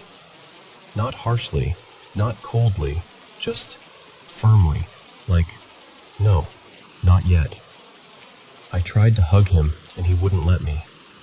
And you'd think that would feel like rejection, but it didn't. It felt like protection. Like he was saying, you still have work to do. You still have people who need you. He guided me away in the gentlest way, like he was walking me back to the edge of something. And I woke up with this peace I can't really explain. The kind of peace you don't even realize you're starving for until it's handed to you. I didn't feel cured. I didn't feel magically healed. I just felt steadier, like I'd been reminded that I wasn't allowed to give up. And then there's the moment that still makes my throat tighten every time I try to tell it. When my daughter Lily was born, bringing her home felt like carrying a tiny, fragile miracle into a world full of sharp corners. You know? Like suddenly everything is dangerous. Everything has consequences. I thought everything was fine. But Marcus fell asleep. Just for a minute. He was exhausted. We both were. Somehow, some way, Lily slipped. It wasn't a big fall. It wasn't dramatic. It was the kind of thing people might brush off as, she's fine. But she landed face down into a pile of soft blankets. And Lily was the kind of newborn who slept like she'd been doing it her whole life. I used to have to wake her to eat. She didn't cry. She didn't startle. She didn't make a sound. She could have suffocated. I didn't know any of this yet. I was in the other room with Noah, and the house was quiet in that late-night way where you can hear the hum of the fridge and your own breathing. And then I heard a voice. Not a noise, not a creak, a voice. It said my name, clear as day, like someone trying to get my attention immediately. And I knew that voice. I hadn't heard it in years, but I knew it like muscle memory. My dad. It wasn't coming from the TV. There was no TV on, no radio. no video. Noah wasn't even crying anymore. He was standing right in front of me, hiccuping, calm. The voice sounded like it came from the hallway, and I went cold. I walked toward it, and then it sounded like it came from the bedroom. I remember thinking, that's impossible. And also, weirdly, of course.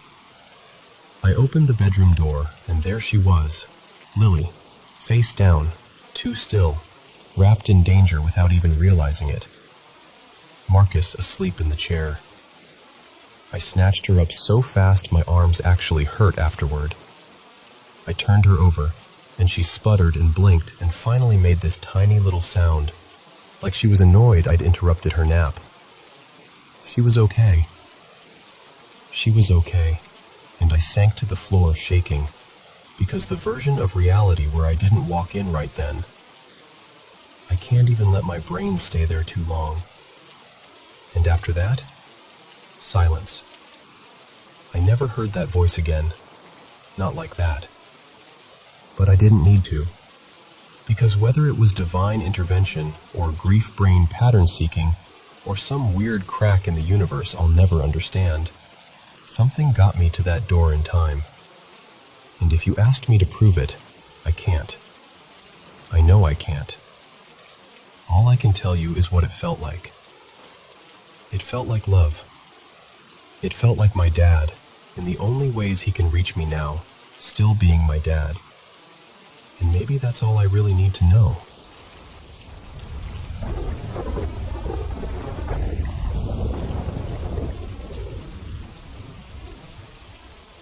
So, I don't usually tell this story out loud, because saying it makes it feel real all over again. But I'm going to, just like I'd tell a close friend sitting across from me, because I've carried it long enough. As far back as I can remember, something has been following me. Not every single night, but often enough that I stopped calling it bad luck. It felt like an entity, like something with intent. And it didn't start with claws and blood or anything dramatic like that. At first, it was subtle, almost testing me. When I was about 14, I lived with my dad, my little brother, and a couple of kids my dad's girlfriend had. We'd just moved into this older place outside of town, and I got the upstairs loft because I was the oldest. The stairs were rough, old, squeaky, half wobbly, so my dad and I rebuilt them. Nothing fancy. Fresh boards, screws, solid steps. The kind of new wood that makes a very specific sound when someone walks on it. That's why it messed with me so much the first time I heard footsteps coming up. I remember getting home from school one afternoon, Dad still at work, the whole house quiet. I was upstairs in the loft changing for practice. Baseball, I think. Not football like I usually tell it. And suddenly I hear these heavy steps. Thump, thump, thump. Like someone coming up fast. I spun around expecting my brother. Expecting anyone. Nobody. I stood there with my shirt half on, heart hammering, listening for the next sound. Nothing. And I told myself, okay, old house, pipes, whatever. But deep down, I didn't believe it. A few weeks later, something happened that I still can't explain, no matter how I try. I had to grab the mail before leaving, so I stepped out the front door and left it cracked open behind me, just enough that I could dart back in. I grabbed the envelope stack from the mailbox, turned around, and when I got close, like within arm's reach, the front door slammed shut. Not a gentle swing, a slam. I rushed up and grabbed the knob. It wasn't locked. There was no deadbolt click, no chain, nothing. But it wouldn't open. I pulled hard enough to make my shoulder hurt, like someone was leaning against it from the other side. Except, I was alone. When it finally gave, after what felt like forever, I stood there in the doorway staring at the empty living room, trying to convince myself it was just suction, or a draft, or the door swelling in the frame. Anything except what it felt like. Something messing with me. Then life shifted again. Dad's girlfriend, her 2 kids, and her father moved in. Her dad had just gotten out of prison and was staying with us because he didn't really have anywhere else to go. I remember one night we all went out to eat, everyone laughing, normal family stuff. We came home tired and went upstairs. We fell asleep. And about an hour later, there was this violent bang, so loud it sounded like something exploded inside the loft. I sat bolt upright in the dark, reached for the light, and I didn't get there because I tripped over a dresser. A 4-drawer dresser. It wasn't just tipped. It had fallen and slid out from the wall, like 2 or 3 feet, like someone shoved it. Nobody else was up there besides us. After that, it was never just weird sounds. It became this slow collection of moments.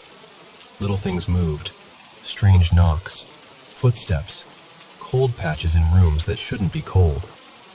Like whatever it was learning how much I'd tolerate. It wasn't just noise anymore. It interacted with me. I'd feel something tug my shirt like a kid trying to get my attention. I'd feel a poke in my side when I was trying to fall asleep. Once, I felt a soft breath in my ear, right against my skin, and I jumped so hard I nearly fell off the couch. And then, it started playing games. One morning I was homesick. Mason was at work, and I thought Talia was home too. I got in the shower, trying to sweat out whatever bug I had.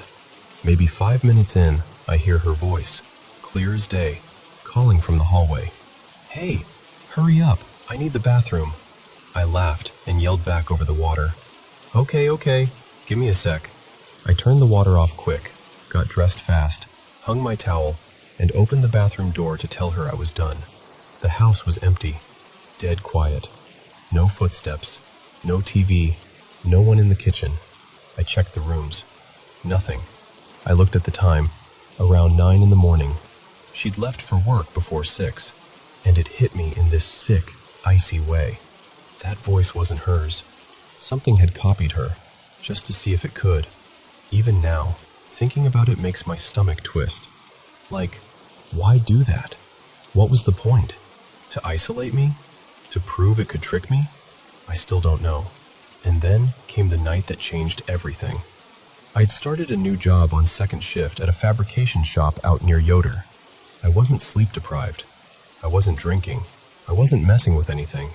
I even went and got checked out later because I needed someone to tell me I was just stressed or sick or something. Nothing was wrong with me. That night I got home and everything felt normal. No weird noises. No cold spots. I took a shower, went to my room, plugged in my phone, and laid down. I started scrolling, just trying to wind down like anyone does, and I fell into this dream. Except it didn't feel like a dream. It felt like I was awake inside my own body. I had a nightmare, something unrelated, something that didn't connect to my life at all, and I snapped awake. But the moment I realized I was awake, I fell into another one, then another, 3 times in a row, like something was pushing me under, dragging me back down, each one worse. When I finally broke out of the third one, I was wide awake, staring at my screen, heart racing. I remember thinking, okay, I'm awake now. It's over. That's when my phone cord got yanked out of the wall. Not slipped out, not wiggled loose, pulled. My phone jerked with it, like a hand grabbed the cable and ripped it. I sat up so fast my neck popped. I stared at the outlet and the dangling cord, trying to process what I'd just seen. And then my body froze, like a switch flipped. I couldn't move my arms, couldn't move my legs. My chest felt tight, like breathing through a straw. The only thing I could move were my eyes, and barely my head, just a little, side to side. I tried to scream, again and again and again. Nothing came out, not even a whisper. At that point, I wasn't thinking about ghosts or stories or movies. I was thinking, I'm going to die in this room and nobody will know why. Somehow, pure panic, pure instinct, I forced myself to roll. It took everything in me, like dragging a body that wasn't mine. I fell off the bed, hit the floor, and tried to get my phone to call Talia.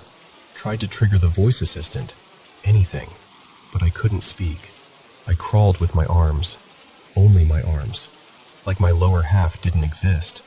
I hauled myself to the door, inch by inch, until I finally got out into the living room, and I turned on everything. Every light, every lamp, the TV, anything that could make noise and fill the space. I sat there shaking, exhausted, terrified, waiting for morning like it was the only thing that could save me. I don't know, but I believe in good and evil. I believe there are things we don't see that still see us. And whatever that was, whatever has been around me for years, it didn't feel confused or random. It felt deliberate. And yeah, sometimes I still wake up with scratches or bruises that don't make sense. Sometimes I still feel like I'm being watched in a quiet room. Sometimes I still catch myself listening for footsteps on stairs, even when I know I'm alone. But I'm still here, and I'm not pretending anymore that it's nothing. One day I'll figure out what it is, or why it chose me. And until then, I guess I keep living my life with this shadow just outside the edge of the light.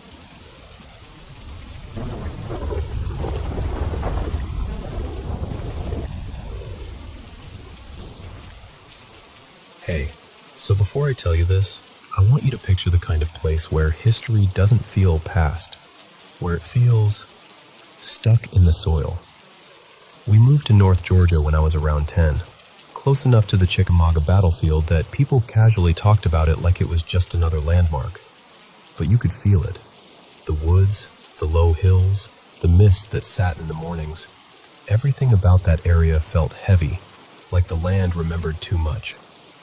Our new place was an old farmhouse, deep red paint, a wide porch, 2 bright white columns out front that looked almost too clean against the color of the house. The kind of porch that should have felt welcoming. And honestly, at first, I was thrilled. For the first time in my life, I was getting my own room. No more sharing with my brother, no more listening to someone else breathe while I tried to fall asleep. The first day, while we were hauling boxes inside, I noticed a door up near the hallway ceiling line, like it led somewhere higher. It had a padlock on it. I asked my mom, "What's that?" She squinted at it like she'd never even seen it. No idea. Probably an attic crawl space. The owner must have locked it for safety. And I remember shrugging like, sure, fine. Kids accept weird answers all the time. But then I carried the last box down toward the back of the house, the laundry room. And the second I stepped into that part of the place, my excitement just drained out of me. It was still bright outside, a sticky summer afternoon, the kind where heat shimmers off the driveway. Yet in that back room, I got goosebumps so fast it actually made me angry, because I didn't want to be scared in my new house. I tried to act normal, set the box down, and that's when I saw it. A door. Not on the wall, on the floor, like a trap door from a movie. I'd never seen one in real life. Of course I walked right over. Of course I put my hands on it. There was a latch, stiff, stubborn. I wrestled with it longer than I should have, and then, with a sudden scrape and pop, it gave way. The door swung up, and there was this drop, maybe 3 feet, down into a dirt-floored cellar that smelled like wet earth and old wood. I stared into that opening and felt my stomach turn cold. I slammed it shut so hard the whole floor thudded. I locked it again, hands shaking, and bolted out of that laundry room like something could reach up and grab my ankle. I found my brothers first, Eli and Mason, older than me, already acting like nothing could touch them. I blurted out, "There's a cellar. I opened it." Their eyes lit up like it was Christmas. "Show us." I didn't want to. I really didn't. But I followed anyway, because that's what younger siblings do. Pretend they're brave so they don't get left behind. We opened it again, and they climbed down like it was nothing. The second my shoes hit the dirt floor, that feeling came back, like being watched.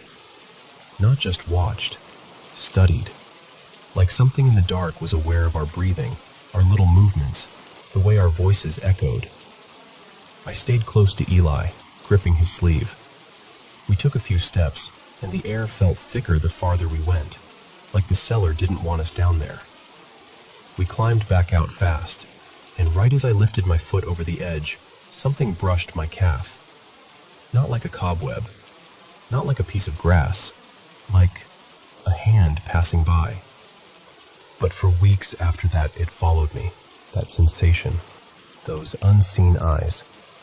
Sometimes it felt like it came from the hallway, sometimes the corner of the kitchen, sometimes right outside my bedroom door at night, the way silence can feel crowded if you stare into it long enough. And nights were the worst. I was a kid, so of course I hated the dark. But in that house, nighttime felt different. Like the dark wasn't empty, like it had weight. One night, I was half asleep, staring at the little plug-in nightlight in my room. It flickered, just once, then again, like something was messing with it. My eyelids got heavy, and I drifted off. And that's when the dream started. Except, it didn't feel like a dream. I saw myself in bed, like I was standing in my own room watching my body sleep. I remember that detail so clearly, the way my blanket was bunched around my legs, the soft rise and fall of my chest. And I started shivering, even in the dream. Then, creak.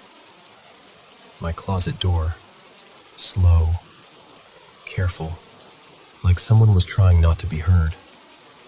I walked toward it. I didn't want to, but my feet moved anyway, like the dream was guiding me.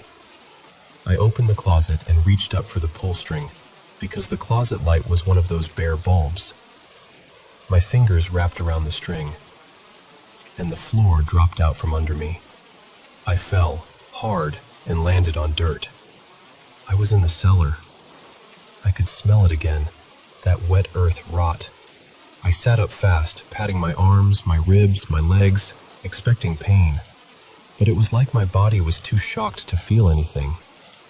Then that sensation hit me, those eyes. I looked up, slowly, because I didn't want to. And there was a concrete slab in front of me that I knew hadn't been there the day we opened the cellar. It looked too solid, too deliberate, like a grave marker made into a table. And lying on top of it was my brother. Not Eli, not Mason, my other brother, the one we lost years before, the one whose name still made my mom's voice catch sometimes if she said it too fast. He looked wrong, gray, sunken, like he'd been underwater for too long, like he'd been kept somewhere he shouldn't have been kept. I felt tears rush up instantly, the kind you can't stop. I backed away, shaking so bad my teeth clicked. And that's when I saw her. Behind the slab, half in shadow, was a woman, tall and thin, hair long and stringy, black tangled with gray. She wore this dirty burgundy cloak, the fabric torn at the sleeves, hanging on her like old curtains. She was bent over the slab like she was guarding it, or feeding on it. I tried to breathe, but it felt like my throat had closed. I took another step back, and in one sharp, unnatural movement, she snapped her head up. Her eyes locked onto me like she'd been waiting. I ran. I ran like my life depended on it, scrambling across dirt, lunging for the cellar steps. I could feel her behind me even though I didn't dare look. I hit the trap door, shoved it up, fumbled, climbed, hands slipping, heart punching my ribs. I burst into the laundry room, sprinted down the hall, slammed my bedroom door, locked it, and dove under my covers like a little kid again, shaking and whispering, "No, no, no," into the blanket like it could protect me. At some point, the panic blurred into exhaustion. I fell asleep again with sunlight creeping into the room. And when I finally woke up for real, late morning, maybe closer to noon, I swung my legs over the bed. That's when I saw them. Bruises, blooming purple, and dirt, real dirt, caked along my calves and ankles like I'd been on my knees in soil. I just stood there staring, because the room was quiet and normal and bright. but my legs looked like I'd been somewhere I wasn't supposed to be. And even now, years later, I can still remember the exact feeling of that back room. Not fear like a jump scare, fear like a warning, like the house was trying to tell me something the moment I walked in, and I didn't listen.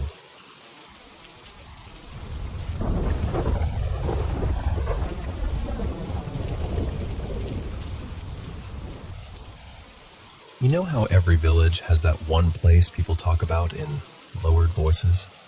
The spot you can walk past in daylight with a shrug, but once the sun goes down, you suddenly find you've got absolutely no reason to go anywhere near it.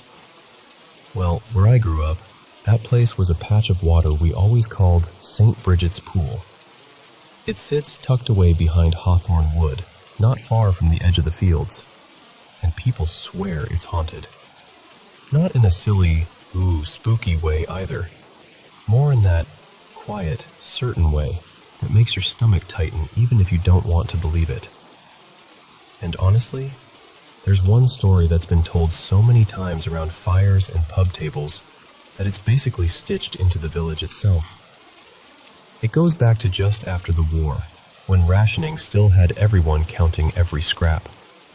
Back then, if you could grow a bit extra or catch something from the streams, you didn't waste it. You traded it. You bartered. You kept your family going however you could. There was a lad in our village then. Folk called him Ned Harper, though I don't think anyone even remembered if that was his real name. He was young, wiry, always smelled faintly of river water and earth, and he lived for fishing. He'd haul out trout and eels from the local brooks and take them down to the old inn, the Fox and Lantern, to swap for ration coupons or whatever the landlord could spare. And one evening, as Ned was handing over a couple of slick silver trout, one of the older regulars leaned in and said, casual as anything, "Ever heard of St. Bridget's Pool?" Ned frowned and shook his head. "Can't say I have." The old fellow's eyes lit up like he'd been waiting for that. "Big fish in there, proper old ones. That pool used to belong to the priory. Monks kept carp in it, way back. It's still up in Hawthorne Wood. Priory's long gone, but the pond stayed. Now, if you're a fisherman, that's like dangling treasure in front of your nose." Ned sat forward immediately. "Big carp, you say? You ever fished it?" The man gave a little snort. "Me? No. You need Sir Malcolm Weatherby's permission. Otherwise, it's poaching. And me and him, we don't exactly share a smile." Weatherby was a local landowner, one of those men with a big house, big fields, and a way of looking through you like you were part of the hedgerow. Ned, though, hadn't ever had trouble with him. So Ned asked the obvious question. "Well, if you've never fished it, how do you know there's carp in there?" The man took a long pull of his ale, wiped his mouth with the back of his hand, and said, "Because he's turned away everyone who's asked. Why else would he guard it so fierce? He's keeping them for himself. Miserly old sod." That was all it took. Ned couldn't stop thinking about it. So the next Sunday, because church was about the only place you could approach a man like Weatherby without being chased off his land, Ned waited until the service let out. Folks were drifting down the path, talking quietly, shaking hands, buttoning coats. Ned stepped in beside him and said, polite as you like, "Sir Malcolm, is it true there's an old pond in your woods? One the monks used to keep carp in?" Weatherby didn't even look surprised. He just nodded once. "Aye, old Priory Pond. Been there longer than any of us." Ned swallowed, nerves and excitement tangling together. Would you give me permission to fish it, sir? I'd put anything I caught straight back, unless you wanted it brought up to the house." And Weatherby, without missing a beat, said, flat as stone, "No." Just like that. No explanation. No, maybe. No, ask again later. Just no. So we asked again the next Sunday, and got the same answer. Then the Sunday after that, same answer. Then he tried bargaining, offered to do chores around the estate, offered to bring Weatherby every eel he caught for a month, promised to be respectful, promised he wouldn't take a single fish. Week after week, he kept at it, and week after week, Weatherby refused. Until one day, Ned did something a bit bolder.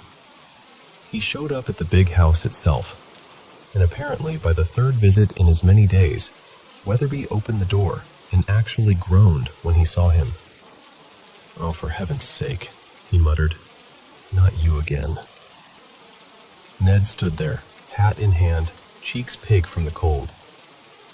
"I'm sorry, sir, I truly am, but I can't stop thinking about that pool.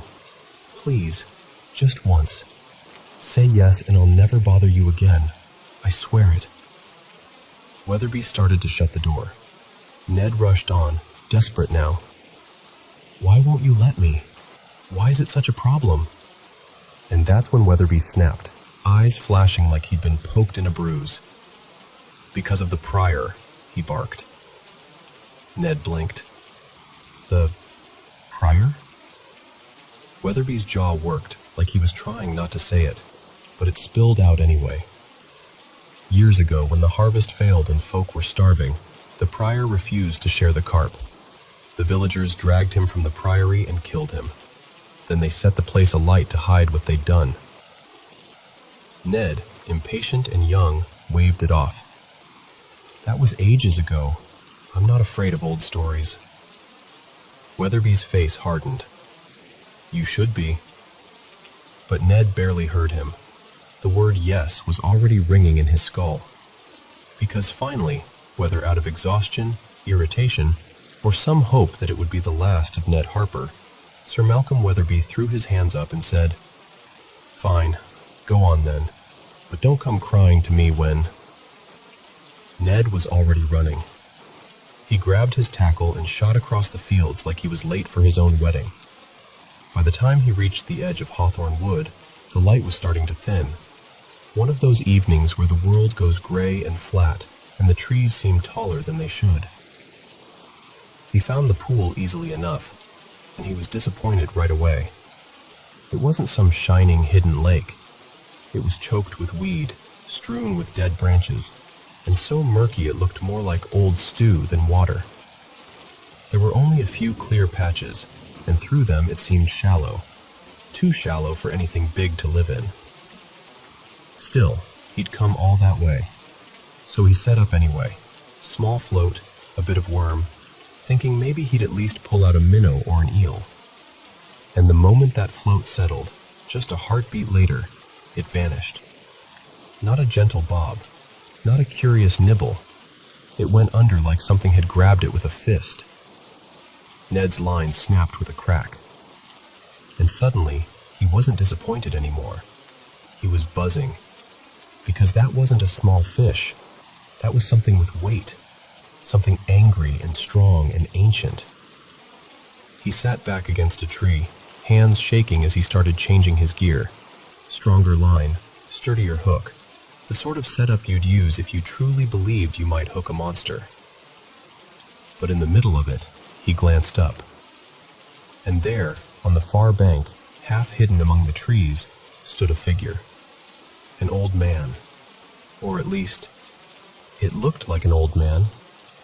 He was dressed in ragged, soot-dark robes, hanging off him like old curtains. His face was pale in the fading light, and his eyes, God, his eyes, looked raw and bloodshot, like he hadn't blinked in years. He didn't speak, didn't move. He just stared straight at Ned, like Ned didn't belong in the world anymore. Ned shot upright so fast he forgot where he was, and slammed his head into a low branch. Lights out. He scrambled up, heart pounding, squinting into the dark. The far bank was empty. No old man. But beside him, his tackle, his precious rod and kit, was smashed, splintered, like someone had taken a boot to it, or a stone. Ned didn't stop to gather anything. He didn't even grab the pieces. he ran. And that's where the story usually ends, told with a pause and a look around the fire, like everyone's checking the tree line just in case. Now, here's the thing. People round my way still insist most of the mirror carp in our local ponds are descended from those old prairie fish, passed down through generations like a living rumor. And the legend says the prior's cruelty cursed him, that he can't leave, that he's stuck guarding what he refused to share, day and night, making sure no hungry villager ever takes his carp again. As for me, I've been up to St. Bridget's pool once, in daylight. It's exactly how they describe it. Weedy, dark, surrounded by twisted trees and nettles and thorn.